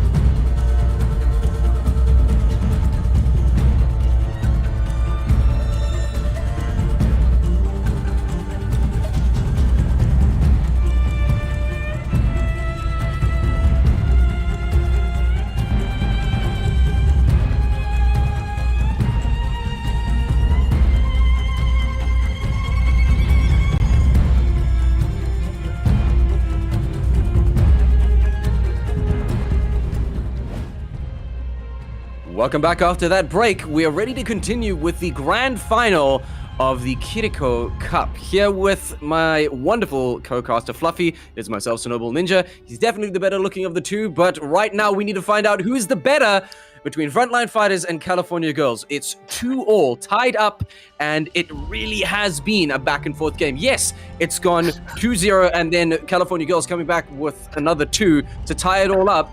I'm very interested to see if that momentum is going to continue or it's going to be more back and forth. Fluffy, what do you think? Kind of putting me on the back foot here. What do you mean? What did I do? Nothing. Yeah, it'll be interesting because going into our next map, we're going to go into COWZA, which is a push map, and we saw our last push map be very one-sided in the way of Frontline Fighters. So if history is anything to tell us, Frontline Fighters look to have the advantage, but California Girls have looked a different team. The last 2 maps were so dominant from them. These teams do nothing in nothing small. It's dominate or be dominated. There's no close maps with this. And speaking of maps, the next one up is Circuit Royale. So we've got another. Coliseum. I just had that. Can you tell I'm oxygen deprived? Anyway, Coliseum. So, what do you think here, considering what we've just seen from California Girls? Is this going to be yet another ball in their park, or is, based on the last 2 maps, a Frontline Fighter is going to be able to answer to this? I think it's difficult to say, especially not knowing what compositions they're going to run. I don't know. My heart says Frontline Fighters, and my brain says I don't know. It's difficult because I do think push favors Frontline Fighters and how they want to play the game. Seeing Zlayde on the Lucio, having this aggression and decisiveness from them when Zlayde is on the Lucio, versus what we saw previously. Zlayde is a very good Ana, don't get me wrong, but it changes everything about the team comp when you don't have the Lucio, and they have to play in a very different way. So I like Frontline Fighters on push. I just think are very strong. I think it's a very, very strong map mode for them. California Girls, though, have found their answer, I think, in the Sigma, in the Brigitte, and in the Junkrat. And it'll be interesting to see if they can continue in the performance that we've seen in the last 2 maps. A performance it has been indeed. So, fun fact, this is where one of the closest fights happened, if memory serves, when the last fight happened between Frontline Fighters and California Girls. This one was it was neck and neck, rather. There was give and take of only a few meters each time, and it was quite something to witness. So, returning to the battleground, both fighters, will they have learned anything? Will anything change? Will anything stay the same? And that looks like a very familiar lineup on the side of Frontline Fighters. California Girls as well seem to be sticking to, dare I say, their new guns after the past 2 wins. Yeah. Let's see what they can bring to the table. Yeah, California Girls have decided that this Junkrat, Sigma, and Brigitte are the answer for them, and we're going to see Zlayde back on the Lucio, Twisty back on the Reinhardt. We're going to see that aggression, hopefully, that we saw from them in the previous push maps. Zoom is also back on the Genji. I think that's important because Zoom has found a lot of value on the Genji, especially with his blades. Well, being a massive fan of Genji myself and a fellow ninja, I'm sure we're going to see plenty of value to be found. And as they clash here on the first map, 10 seconds left until that point unlocks, and I'm sure it's going to be a bloodbath from the get-go. Now, Babs, we've seen how she can absolutely pop off with the Hanzo, just holding those longer sight lines, and gotta see we've got a lot of those, and so Babs probably going to be feeling very much at home. Any other kind of expectations from the DPS heroes here? We spoke about Zoom, and we've spoken about Babs. Apricornicus on the Junkrat yet again. Do you think this is just doubling down on what's been working?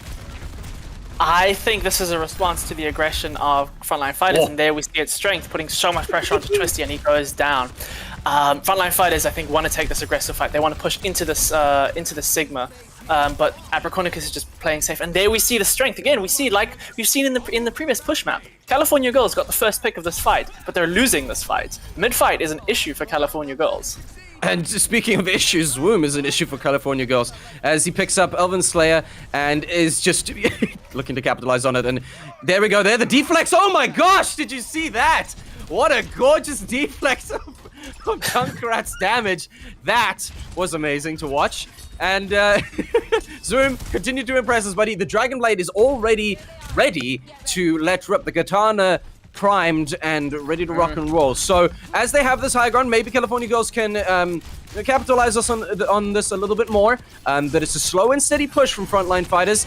And here comes the Katana, out comes the Blade, and maybe not quite as much as he wanted to do. He's falling off the high ground, but valuing his own life is smart and causing California Girls to reposition. Unfortunately, not the value that you wanted to see. That's 2 down now for Frontline Fighters. Josh, however, returning in kind as Damien goes down.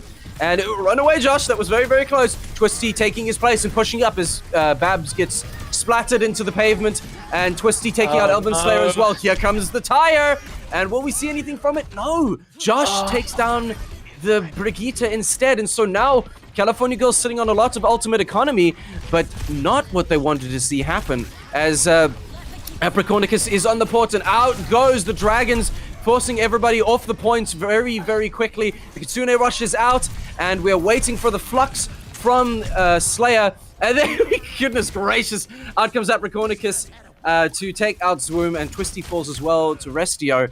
That is what we wanted. After what you rightly said was not the best fight, they've reset, and the robot moves all the way back to the halfway point, and it's time for California Girls to start their push.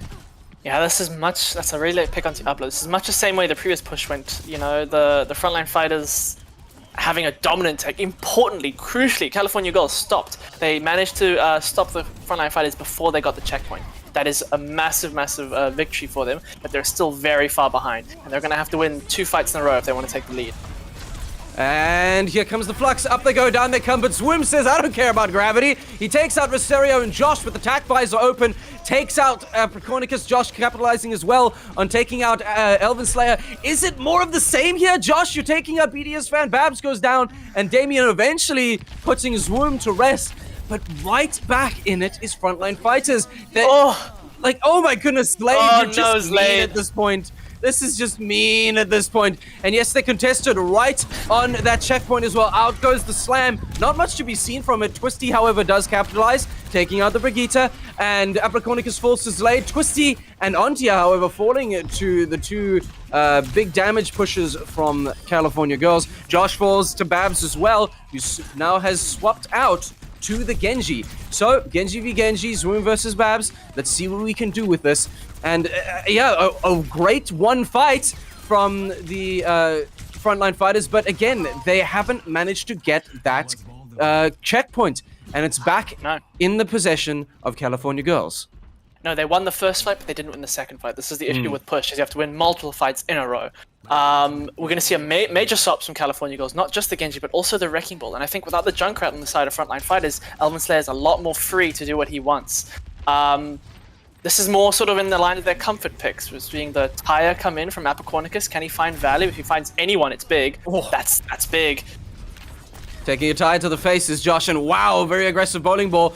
In you come in. Yes, again, without that Junkrat, it's just, you know, ball's a big target, and there's a lot of damage that you can land with those successive explosives. And speaking of explosives, Zaid gets blown into the stratosphere by Apricornicus. We do have a Dragon Blade on either side, and I'm interested to see who's going to pop it first. Who can hold on longest? It's not going to be Zwoom, as he's put to bed by a living Wrecking Ball. Twisty, however, does find Damien, so there's less heals on the side of California Girls. Twisty, however, does go down now to Apricornicus. That Junkrat still paying his dividends, and out goes the beat. Beautiful. The area gets denied, and the Dragon Blade coming in as well. This is gorgeous. What are they going to do to capitalize on it? The the ball chasing after Josh, trying to get away, and California Girls just holding control of this area, Fluffy. That is exactly what they needed. It's an area denial, and they've done very well. But Slade, boom, pop goes the wheel, and Zwoom taking out Babs as well, with Twisty sending Zaid into early retirement as well. An interesting fight there, and putting a lot of ult economy in the favor of Frontline Fighters, as they also get control of the robot. Crucially, Frontline Fighters didn't lose the lead there. That was unfortunate for California Girls. They didn't quite win that fight out. We saw Slade with the hero play of that beat against BTS fans' Blade, but then he also died to Apricornix's martyrdom. This could be a big. Oh, that's a big visor in the Kitsune. Absolutely big, indeed. It was a great Kitsune Rush combo there, and we still got Zoom with his Dragon Blade. He's pushing that Lucio back. Have you overextended, my good sir? That's 20 HP. I could sneeze on you and you would die. But he manages to get away, and we've still got an ult on the side of Twisty and Zoom. I'm ready to see it happen. Here comes the tire, though. Is it going to get shot down? No, he finds Zoom, and that means there's no Dragon Blade for this fight. The Kitsune Rush comes out from California Girls, and Josh... are we looking to replace some of our previous habits, good sir? That's not great. Zlade and Twisty also fall to Apricornicus, making that value come into play. My goodness, what an absolute play indeed. But hey, we get a little pause from Elven Slayer. Elven Slayer calling for a pause, and the game pauses. But honestly, so it looks like California Girls have won this fight, but it's not the worst for Frontline fighters because they do have their ults, and crucially, they have the lead. So California Girls now need to push this all the way back, and then they need to get that checkpoint. California Girls are going to get Frontline fighters are going to get a fight before checkpoint and a fight after checkpoint if they time things well. That can't be overstated how important that is. So Frontline fighters still very much in the driving seat, and massively they have Shatter. If Twisty shatters even one person and kills it, that's the fight done, and there is no shield, nothing to mitigate Shatter from the side of California Girls.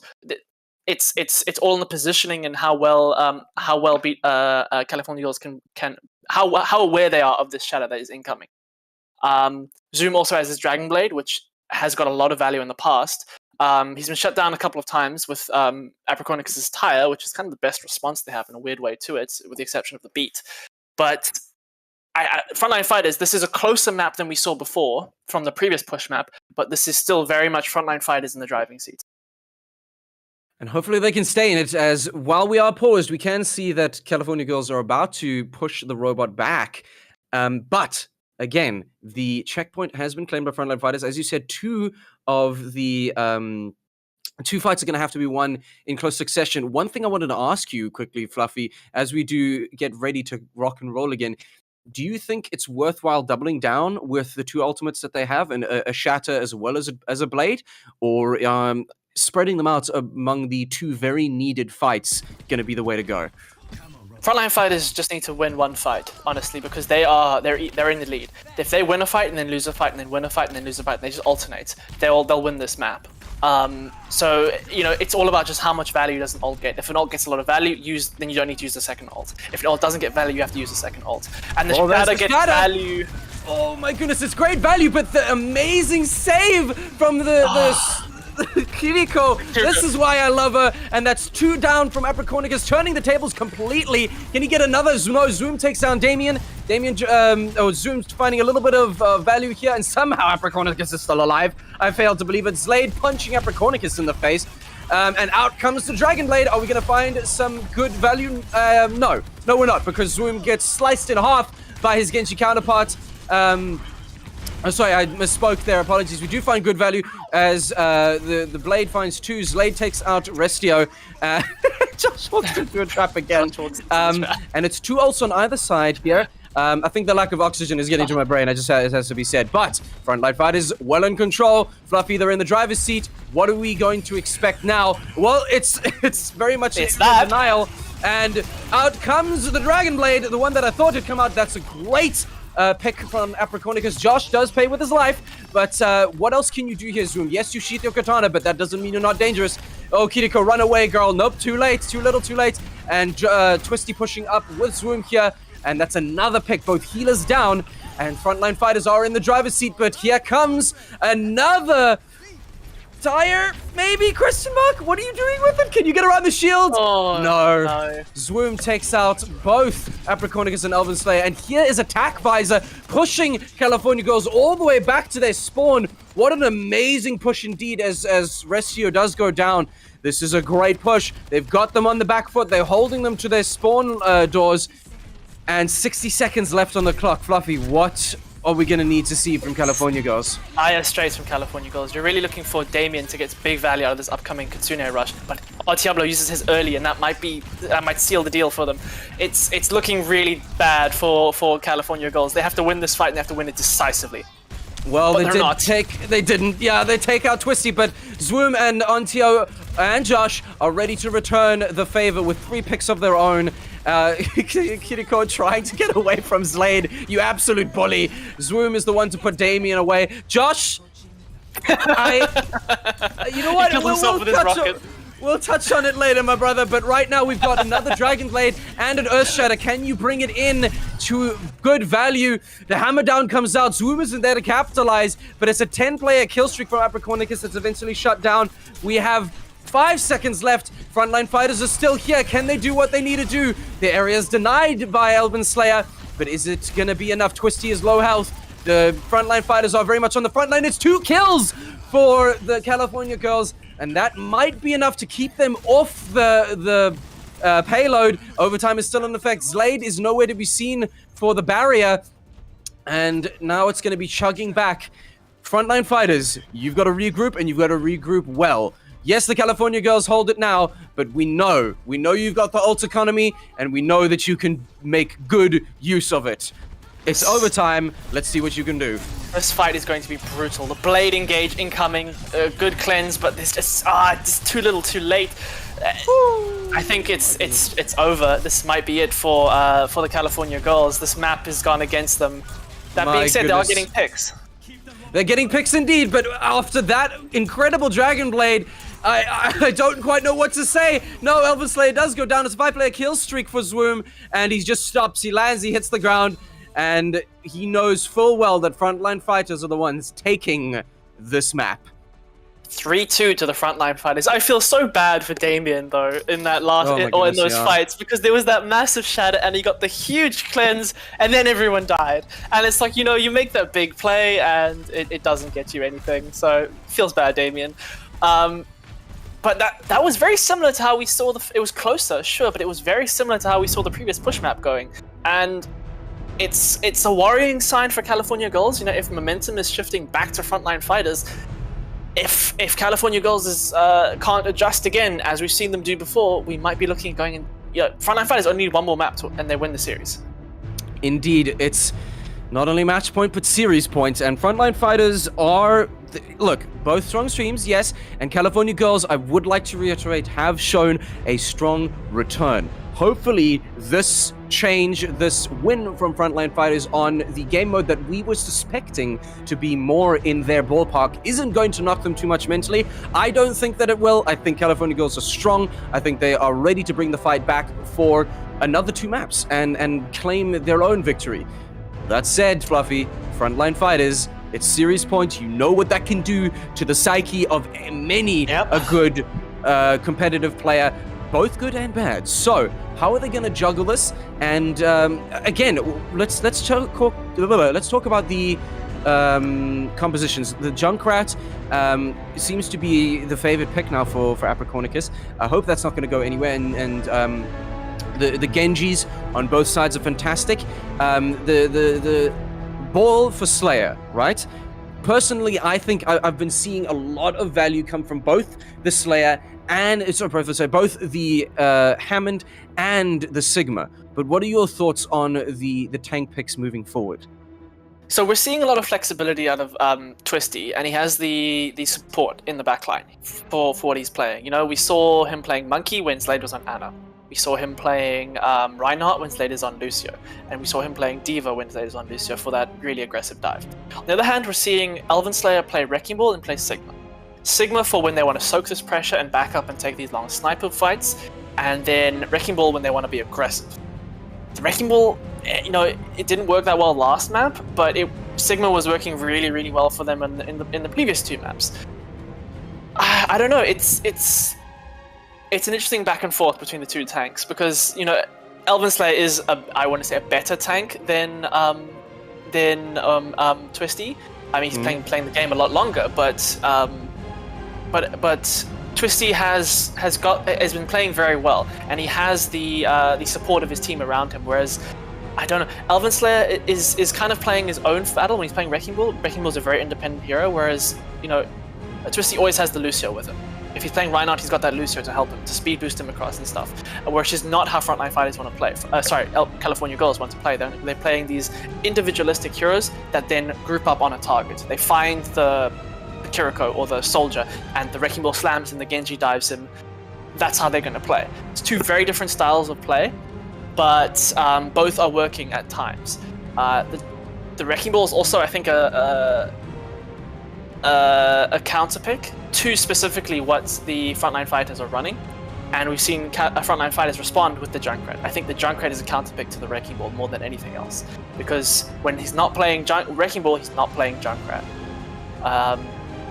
But you know, it's never really over, and we're gonna see map 4?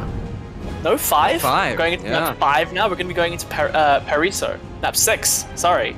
Oh, it is map 6, We're gonna be going right. to map Thanks, 6. God. Pariso, which is a new map we haven't seen a lot of. And again, this is another map, just like,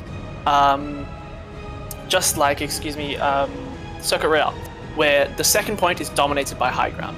The defenders have a massive high ground advantage, and it's really on the attackers to be decisive about how they're going to approach that point. There's also some interesting points about how you're going to take the fight on first and on third, but we're just having some technical difficulties at the moment as we have been kicked from the server. So the technical difficulties there being we joined into a Bahrain server and we are not about that life. So we are just busy resetting. We will get back into it very shortly. But here's the thing, Flavi. This map, I actually have to say, I haven't played a lot of. So yes, we're seeing the similarity as with Circuit Royale with the push and the high ground domination there. Is there anything else you can tell me about kind of the map's layout and its how we can expect to see the teams react to it in terms of hero picks? So, is the ball going to be more of a usage here for Elven Slayer, which we've seen Possibly. we've seen them do some fantastic stuff on it. But yeah, based on the map's, dare I say, topography, what could you say about it? So it's a hybrid map, first of all. That means it's going to be the same type of map as King's Row, which California Girls won decisively. But it's a very different map to King's Row. It has high grounds and lots of different pathing that teams can take. So it's a very different map to King's Row. With regards to what we're going to see is, I think, whereas with King's Row we saw how the high ground isn't as much of an issue on King's Row. There is high ground on King's Row, but it isn't the be all and end all of the map. On Pariso, what we're going to see is on point A, there is a high ground that the defenders are going to want to control. On point B, there's a high ground that defenders want to control. And point 3, there is sort of a high ground that the defenders want to control. So high ground is a very, very important part of this map. And that's going to kind of influence how the attackers and the defenders are going to want to play, because we're going to want to see mobile tanks, mobile DPS, and mobile supports who can contest high ground, who can force the enemy off of high ground and claim it for themselves. Now, we've seen both teams work very well and play very well, excuse me, around high ground, just based on the previous map of a similar nature.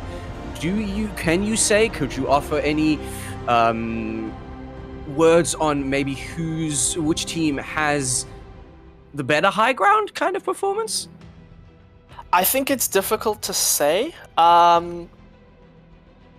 I think, again, my heart says the Frontline Fighters with this Lucio, because Lucio is such a mobile hero. And where the California Girls are favoring the Brigitte. And Brigitte is not a very mobile hero. She has a shield bash for mobility, but she has no vertical mobility. So it's difficult to say, and if high ground you don't need to take high ground, but it just makes your life easier if you take high ground. And what we're going to see is, I think California Girls are going to take that approach of they don't need to take high ground with the Sigma. They've been having success with the Sigma, and I like that they're sticking to what they've had success with. Abracornicus on that Junkrat, I think that's a wise pick. He's got a lot of value on it, and his tires have been massive. On the other side, I don't know if we're going to stick on this, because we haven't really seen her. She's not the best hero at the moment, but a Junker Queen is being picked by Twisty. He's still in spawn, though. He might swap. I kind of think he's going to swap. Speaking of swapped, Peach, why did you have to swap the two names around? Now left and right and front. Why would you do this? They swapped sides. The Frontline Fighters. I'm blaming somebody. Oh my word! What a shot! Nice. So the opening pick from Babs is taking the head off of Josh, and I think that's just going to be setting the tone for a very high octane match here. Map 6, and it's series point for for this team, and I'm really I'm excited for this. I really am. Yeah, it's a really great start. It's a perfect start for the California Girls. And here we already going to see this high ground control. Frontline Fighters just waiting to regroup. Josh goes down again, unfortunately, but they're just waiting for him to come back, and they're gonna execute either take this high ground off of the California Girls, or they're gonna ignore it and they're gonna go try take point presence. That is another option they have. But this spam damage from Apricornicus is difficult to deal with, and there we go. Zoom goes down. This is perfect from California Girls, but nightmare scenario for Frontline Fighters. Indeed, and coming off of the back of that previous map, it's going to be interesting to see if morals are shaken at all. Like I said, the psyche is playing a big role here. This is a series point for this team, and I would hope that they can keep their cool. But here we go, nice big push as the defense matrix is up, and they're pushing up towards the point. Very aggressive Diva and Elven Slayer on the Sigma, making sure that they know about it. Eventually, BTS Fan does find Josh again. I'm pretty sure this is just bullying at this point, Babs, because that's 3 times you've killed the lad, and Kiriko goes down. Already now, he is sitting on or she rather, is sitting on their ult, and I'm interested in what they can do about it. Apricornicus catching a wild Zoom with their trap. I believe that's a fairly rare Pokemon. We have Zlade ready with their ult on the Ana, and I'm interested to see who do you think is going to be the main nano point here? Probably the Blade, but do you think a nano tack visor is anything we can look out for? Oh, Josh C goes down again. This is mean, bro. Abs is playing this very well. He's getting picks. He's taken off, I think, 2.5 minutes with these picks. I think Zlade is going to nano the Zoom, because if he nanos Josh Z's going to get a shield in his face, and then the attack visor won't get any value. So I think it's going to be a Nano Blade or a Nano Diva, probably a Nano Blade, considering it's about to come online. And yeah, speaking of coming online, we've got 3 ultimates ready for the California Girls. And here we go. Here's the Blade as a Nano Blade, and there's a squeeze, though. Up you go, and down you come again. My goodness, Zoom doesn't even care, though, because it's 3 picked up immediately. 2 from Zoom, 2 from Twisty. That's a beautiful response from Frontline Fighters, and I'm so impressed. I thought that Flux was going to spell disaster, but no, indeed. That was a beautiful, beautiful response, and now it's Frontline Fighters sitting pretty on the capture point. Yeah, it was a good fight, a fight they had to win because of time bank, but you worry maybe they used a few too many ults. They did end up using 4. They only have Twisty's Diva Bomb now, and on the side of California Girls, there's the Rally, there's the Taya, and there's the Dragon, and there's a lot of trap kills this game, and some tactical teabagging. Hey, look, the tactical squats, you gotta get them in, get those gains, get those glutes. It's all part of the plan. It's part of the usual Overwatch workout plan. Now, Twisty sitting on an ult and ready, I'm sure, to use it. They haven't quite been able to move off just yet, but we do know here, as we can see, California Girls have 3 ults to their name. That's a good economy to work with, and it's going to be interesting to see exactly what they want to do here. Now they're on the defense. It's going to be Riptire out, but nothing to be found. And Twisty is now 1 mech down, and hopefully they can get back in time. But the Brigitte is ready to rock and roll, along with Babs's Dragons. And what do you think is going to be the optimal play here? Now that California Girls are the ones that are going to be defending for the rest of the map, what is going to be the play in terms of ult economy and how you want to commit after Zoom takes out BTS Fan? Oof, Apricornicus takes out Zoom. It's back and forth here. I don't know, it's... Oh, Twisty. Yoink. Twisty finds Apricornicus. That was a bit surprised. It's really about just controlling these high grounds and this corner. This corner is so important. We're seeing a real slugfest here of the teams just throwing ults at each other, each ult getting maybe 1 pick, and this might be enough to clean it up. I think so, yeah. With Antiablo going down, I think that might be it, and I think they're going to back up. Yeah, rather than lose out a little anymore, I think it's wise to just back up and see if you can regroup with the team and do another push here. California Girls, very well played indeed for stopping them in their tracks, and I expect, quite frankly, nothing less. So, regrouped on the payload is California Girls, ready to defend. But you know who else is ready? It's Swoom with his Dragon Blade. Oh! Kiriko just disappearing in front of his eyes and getting trapped, but he leaves on 3 HP. That's insane. Absolutely mad. The traps from Apricornicus have been absolutely wonderful, and he does eventually find somebody to take home with him. It's Josh who has fallen to him, and Damien takes out Twisty. And we've got 2 now ults waiting on the side of Frontline Fighters, and I think once everybody's respawned and stopped taking multiple high explosives to the face, maybe we can see something to come from this. The Kitsune Rush and a Tac Visor is a powerful combo, Fluffy, and I think they're going to have to commit it sooner rather than later with only 60 seconds left on the clock. The one worry is Elvinstay's shield can negate all that value. We're seeing so many traps from Abracornicus that Admiral Akbar would be proud. But that's a good tie. That one pick just seals disaster for the Frontline Fighters. And there we go, the fight's ending. And the shield in his face, and Josh can't do anything with Elvinslayer in his face like that. Deep is so well responded to is California Girls here. And again, the shield on the face, and everybody stopped. Abracornicus finding more and more picks. And I think with 20 seconds left and not much of an ult economy to speak of, Frontline Fighters are very much on the back foot. I mean, we've seen crazy plays, we've seen craziness, we've seen comebacks. But I wonder, Fluffy, I wonder what we can expect now. Only 10 seconds left, and it's an absolute slugfest again. A final push. Here comes the nuke in through the freaking window. My goodness. Oh, but it's just... It's an amazing play. They couldn't. They C9. They C9. My goodness. Elvinslayer fluxed and they C9. Oh no. That is what you call good utility. I'm so impressed with that squeeze and squeezing all of the juice out of them. Wow. Fluffy, we should stop talking ill of California Girls because they've still got plenty to show, as it is very, very evident. Yeah, they played that. I think we spoke about it earlier before we began the map, how second point is so difficult to push. That high ground control is so important, and it's exactly what happened. Frontline Fighters struggled a bit with some really good picks from... Peach has had the door closed on his face, unfortunate. Frontline Fighters were getting picked off by Elvinslayer, BTS fan Abracornicus, and so they pushed that clock down. But then, eventually when they capped, again, it was just, the high ground control was too much. And, nice little cat we have here. Chat quickly, name the cat. Name the cat. It'll be interesting to see if California Girls can recreate something on their attack, because now, obviously, the roles are going to be reversed. Frontline Fighters are the ones to have this control. And we're going to see Twisty on the Reinhardt, and Zoom is going to be on that Junkrat. This could be interesting, it could be difficult. Babs on the Widowmaker, not his strongest hero, but maybe he'll find something on it. Maybe he will find something indeed, and Zoom going onto the Junkrat, maybe he's looking to take a page out of Abracornicus's book here. That's a difficult thing to say. Apri's book, there we go. Nailed it, Steven, well done. Already a good clash on the front. Not no 17 picks on Josh from Babs right at the beginning. But no. It's very well played. Elvinslayer up in the front and taking care of that little trap right in the beginning.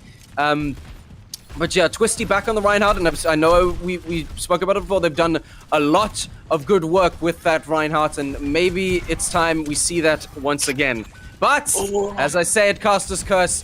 I'm so sorry, Twisty. Slade and Twisty go down. But Zoom responding. That's 2 down on the side there as well. But Abracornicus saying, no. I'm still the Junkrat here. Let's take you out of the picture along with Josh. And so here we go. California Girls standing on the point and ready to rock and roll. They are indeed undeniable. They're unforgettable, undeniable, all of the Katy Perry lyrics. It was a really good fight from them, and I think we might see a contest here. Indeed, we are going to see a contest. Can they get something, though? That's the question. If they don't get anything, this contest will be for nothing. Yep, throwing bodies on the line are Frontline Fighters. And look, there's enough here, and in comes the Riptire, trying to climb the walls here. That seems to be taking a little bit of a roundabout way. Is he going to find anybody to speak of? It does indeed. He actually negates the tank and goes, hey, producer, how are you doing?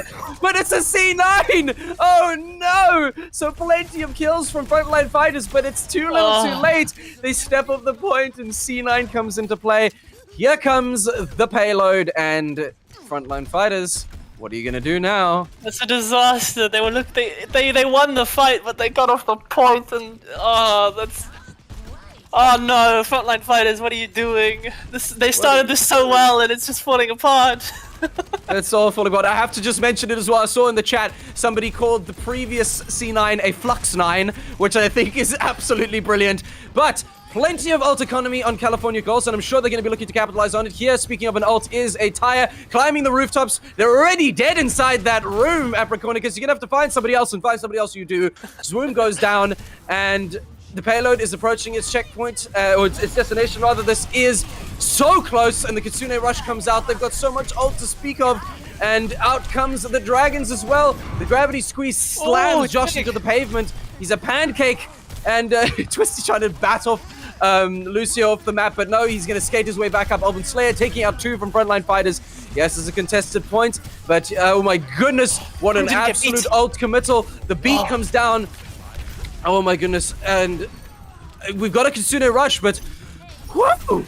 We're gonna go to map 7, it looks like. We're gonna go to map 7, it looks like. I don't want to speak too soon, let's not curse them, but I'm proud of what they've been able to achieve. There it is indeed, California Girls taking map 6, which means it's a map 7 to boot. It's all coming down to the wire, as if we wanted, as if we expected anything less. It's 7 maps to go, 7 maps in play, and Zoom, we get to watch an absolutely incredible blade from you. As we've come to expect, it's 3-3, Fluffy. Who's going to take the 4th? I don't know. It could go. These games have been so close. I really couldn't say. It depends on just the map, I think, and I think we're going to go to something that Slade has been wanting to play for a long time. He was saying, you know, oh, it's fine, we can throw the first 6 maps as long as, because the last map is Ilios, and this is a Lucio's dream. This is exactly. I was about to say, I hear Ilios, it was like, say less. So Slade will be very happy that we're going to Ilios. His team, though, I don't know, because it's unsure exactly how the team favors Ilios.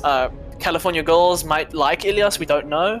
But we really couldn't have asked for a closer series, and there's confirmation. We are going to go to Ilios. A banger of a series, if you will.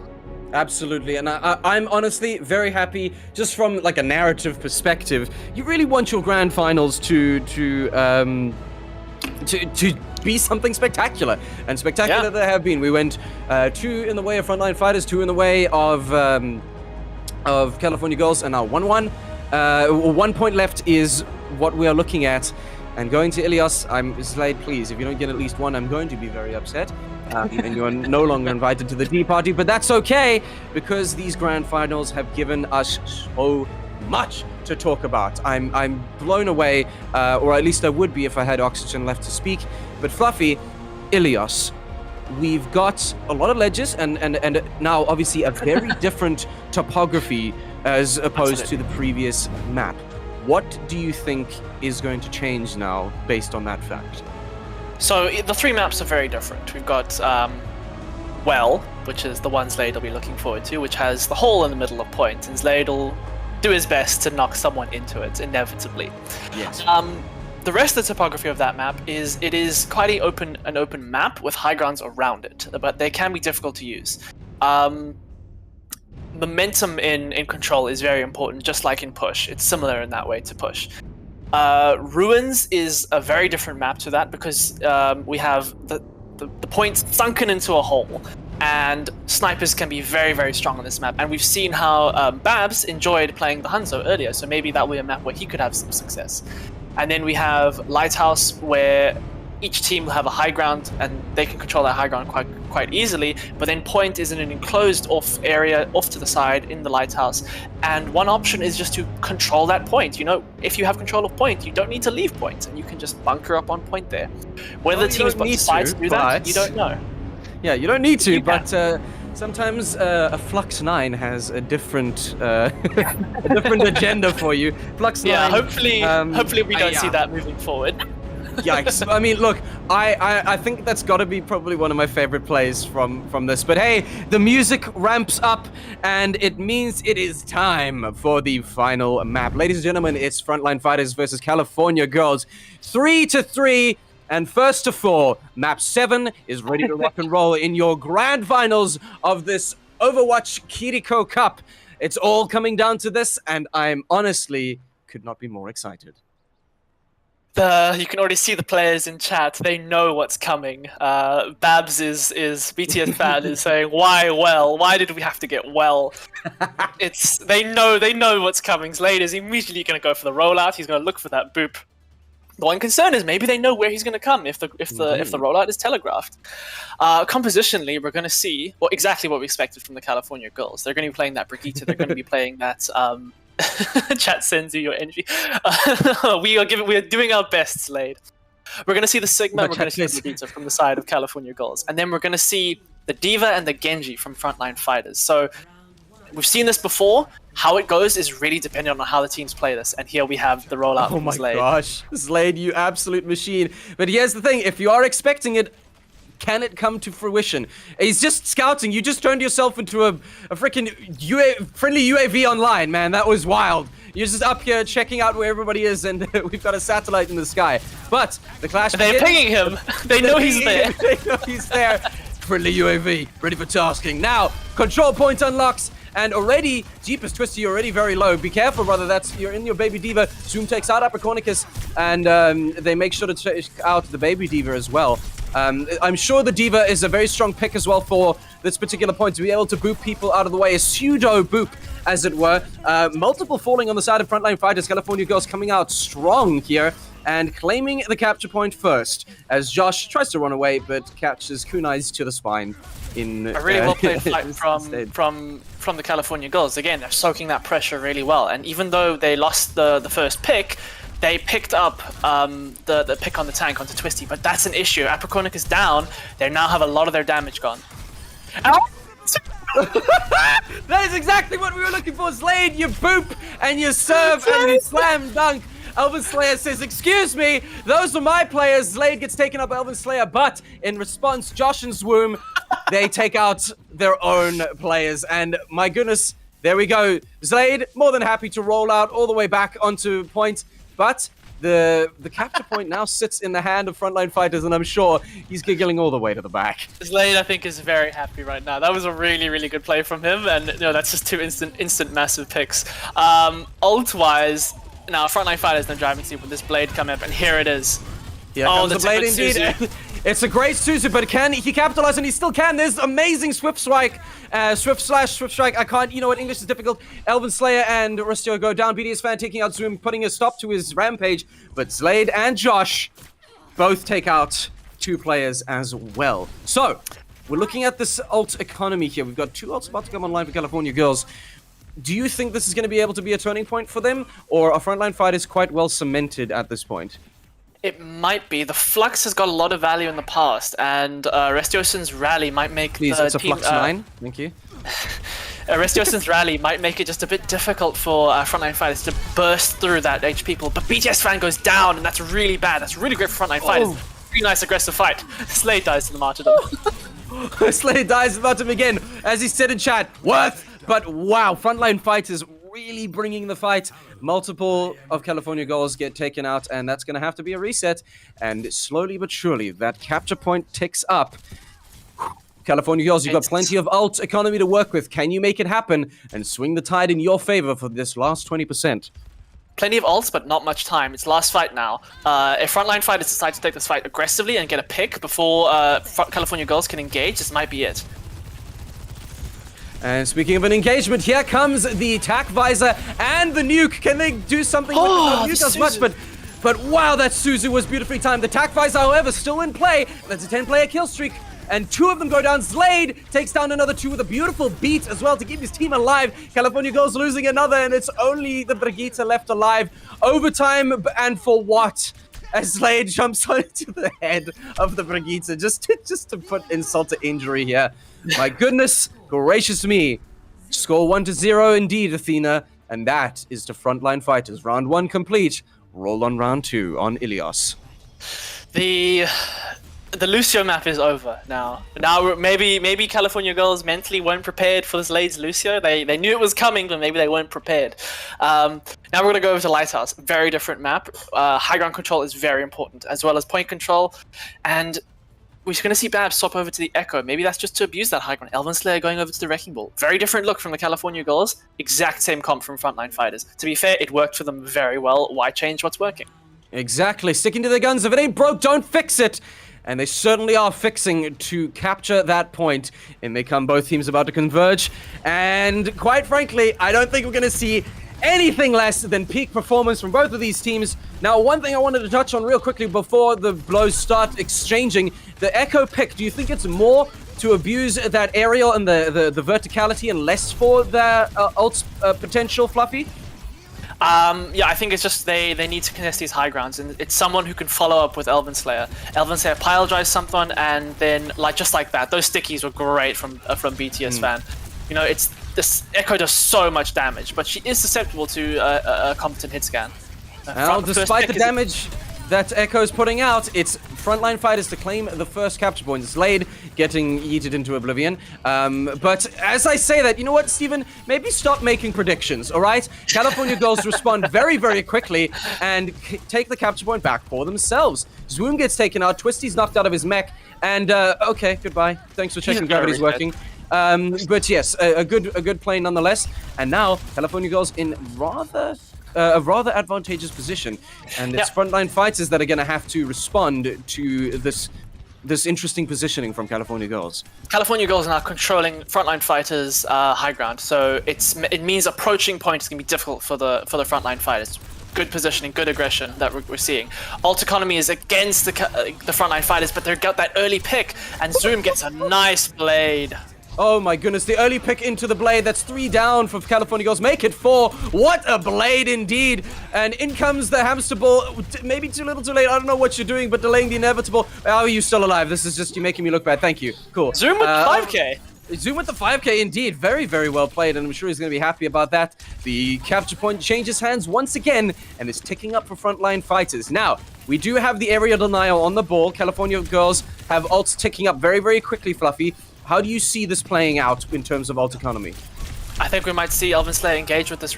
Oh, but Slayer goes down. Gosh. I think it's now Frontline fighters might just back up. You know, California Girls are using ults. Frontline fighters might just let that happen and back up. But no, they've decided to fight this. My goodness, it's 2 Kitsune rushes out, and Zoom taking out 2 of them. The area denial is there, but not much to be said from it. Zoom popping off still. Zoom seriously popping off. He does the ghost dash to get in and out. Amazing. Twisty also taking out his rival tank. Frontline fighters, what is this response? I'm loving it. I was saying, they might back up, wait for Slade to get back, but no, they decided, screw it, we're down 1, we'll equalize with ults. And they got great value out of the ult. Did I make a fool of myself? He did. Okay, good. Yeah. Thank you. And now, California Girls are on the back foot now. They're going to open with this rally, but they do have both DPS ults that could get a lot of value. And we don't have any. I was about to say we don't have any ults, but here's the tactical visor. Apricornicus taking out Slade. Twisty, bye. Thanks for playing. And the tactical visor not really finding what they needed. Apricornicus managing to take out Zoom as well. My goodness, what a wrecking ball! Down you come. You're chasing the frontline fighters back to their backlines, and again, the capture point changes hands, and it's ticking up slowly but surely. So yes, frontline fighters have been playing very, very well and very, very aggressively, Fluffy, but it's still sitting in the hands of California Girls at the moment.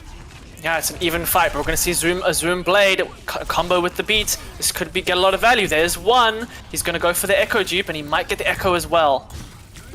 It's that's 2 down there, but oh my goodness, the kills are just flying in. Zoom and Josh really making it work, and Kelvin Slayer just rolling around on the points, trying desperately to keep them off, and my goodness, actually doing work. But I think that all they're doing at the moment is delaying it to try and see can they eke out the percentages, the seconds for their team to get back. Yes, they'll eventually lose control of the capture point, but now the team is ready to rock and roll. California Girls is ready to get back on point, and I think Elven Slayer is ready to deny some area as soon as their team is ready. Yeah, it was a good play from Elven Slayer. Just managing to survive was massive, and he managed to stall out some extra percent. Zoom goes down. This might be it. If California Girls can play this well, they might just take the map here, the round here. Well, let's see what happens. It's 2 down already. That's fantastic, and yep. Across goes the capture point, 90 in the high 90s for both teams, and I'm interested to see what we're going to do. Here comes the Kitsune rush, and can they capitalize on it? Damien sure manages to capitalize on it. It's an absolute slugfest on the points as BTS fan takes out Twisty. Overtime, indeed, it's 99%. My goodness, 2 kills on either side. Another 2 kills to frontline fighters are going down, and I don't think anyone can stall or touch. Yeah, they cannot stall. An objective secured My goodness gracious. You absolute legends. Let's never, ever doubt them again. That is incredible. Down to the wire and back and forth like crazy. That's round 2 complete, which you know what that means. Round 3. Last round of last map. All the Overwatch we've seen doesn't matter. This is it. Ilios Ruins. It all comes down to this. It all comes down to this. Interesting performances from both teams. You saw the dominant performance on from the Frontline Fighters on Well, and then a really, really, really good response from the California Girls. I like the adaptation on the Echo and on the Tracer. No changes again from Frontline Fighters. I think it's coming down to how Frontline Fighters are playing their fights versus California Girls' smart adaptations. Adaptations indeed, and it's gonna come down to these final adaptations because right now there is no second win. There is no second chance. This is your final point, your final round, and your final map for the Kiriko Overwatch Cup. And already the blows are being taken with Slade punching out Restio, which is quite frankly just mean. Josh takes out Damien as well, and his Frontline Fighters already showing a dominant performance. And on the capture points immediately, a great immunity from the Kiriko, but it's a little too late. Frontline Fighters, you're first to claim the point as they regroup. California Girls, let's see what you can do in response. Josh playing with fire there with those Echo stickies. It's a great start from the Frontline Fighters, and importantly, they've taken map control, they've taken control of the point, and now that puts them in the driving seat. They are also going to have a slight... No, they don't actually... Ult economy is very even at the moment. It's all just about percentage at the moment, but Restiosin goes down again first fight. That's really bad for the California Girls. Trade's and not favoring. Yeah, Trade's not favoring at all, but there are multiple kills going backwards and forwards. Abracornicus managing to take out Ontia. BTS Fan taking down Zoom. Babs, well played. And we do have a sticky. Out goes the sticky. Are we going to claim anybody with it? No. But the Tracer desperately trying to do work on 30 HP. A stiff breeze will take you out. Elven Slayer managing to demech Twisty and Slade, taking out Babs. It's still... Percentages are ticking up. And Slade, look at you, you absolute legend. But California Girls are replying. That's 2 down on the side of Frontline Fighters.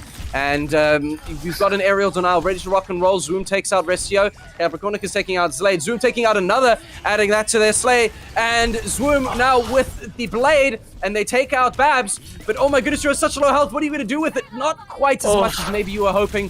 Apricornicus takes him out.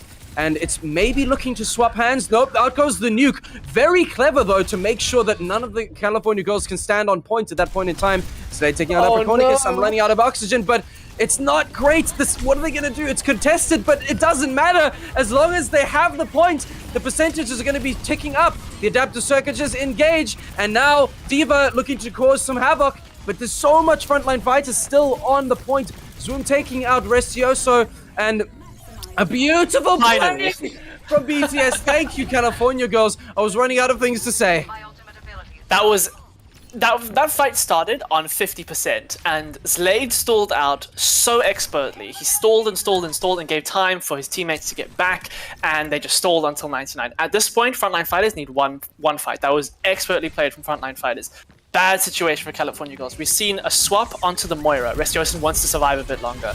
A good beat speaking of surviving, that's a big beat and plenty of survivability. Out comes the tack visor. Josh looking to make it work. Elven Slayer, however, puts Josh in his place. Nothing to come from that tack visor. Zoom, however, making sure Babs is no longer in this fight. Can this be a fight they can win? The bomb does nothing, unfortunately, from Apricornicus. Restioso falls by the wayside to Twisty. The D.Va doing plenty of work, and Damien gets put down as well. California Girls not looking great here. It's contested, but they need to get back on this point. It's about to swap over, and Apricornicus falling down. Swoom taking out Elven Slayer, rather, and it's swapped over. The high 90s. California Girls, Fluffy, can they even reset in time? That's one Lucio on the point. They get the touch. They're running back, but is this it? The front line fighting from the Frontline Fighters. It's a contested event right now. Overtime, match point, series point. Swoom coming out with the Dragon Blade and taking out Apricornicus. He's fighting the Sombra, who disappears just in time. The area is being denied. Can you do anything with this? Elven Slayer does take out Twisty. Elven Slayer then falling to Twisty from the nuke.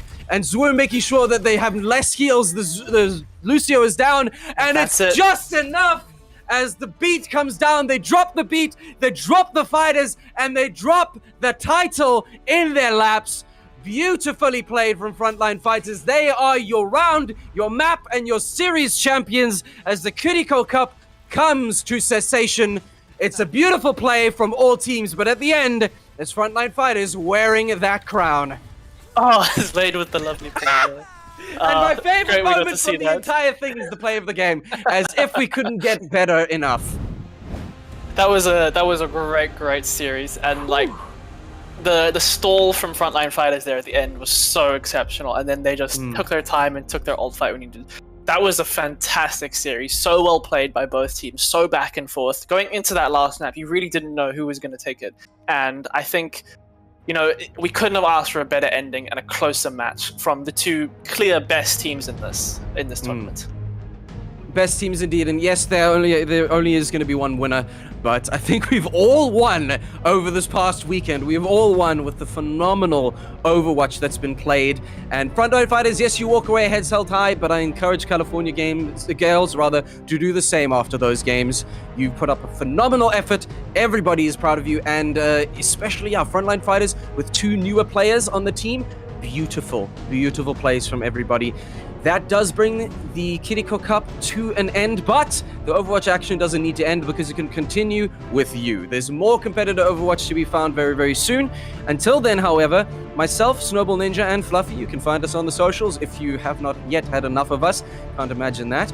But thank you so much to ZA Overwatch for bringing all of this together. The Kiriko Cup does come to an end, and wow. I don't think we could have asked for a better grand final. Fluffy, any final words from you? No, we really couldn't have. This was the first Overwatch 2 tournament hosted by competitive Overwatch South Africa, and we hope to have many more in the future. If they are nearly as good as this, we'll be very happy.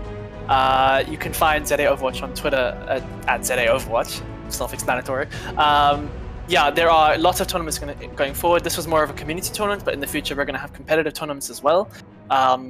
So the future looks bright for Overwatch after some dark years. Dark years indeed, and that's not thanks to ESCOM, although they're definitely playing their part. But yes, we may leave you now, but we encourage you to continue with the Overwatch vibes, and maybe, just maybe, we'll be calling out your name in some of these community cups or even competitive. Keep grinding, everybody. Keep enjoying this wonderful game as it takes its second breath with Overwatch 2. But until then, thank you so very much for watching. Thank you so very much for engaging.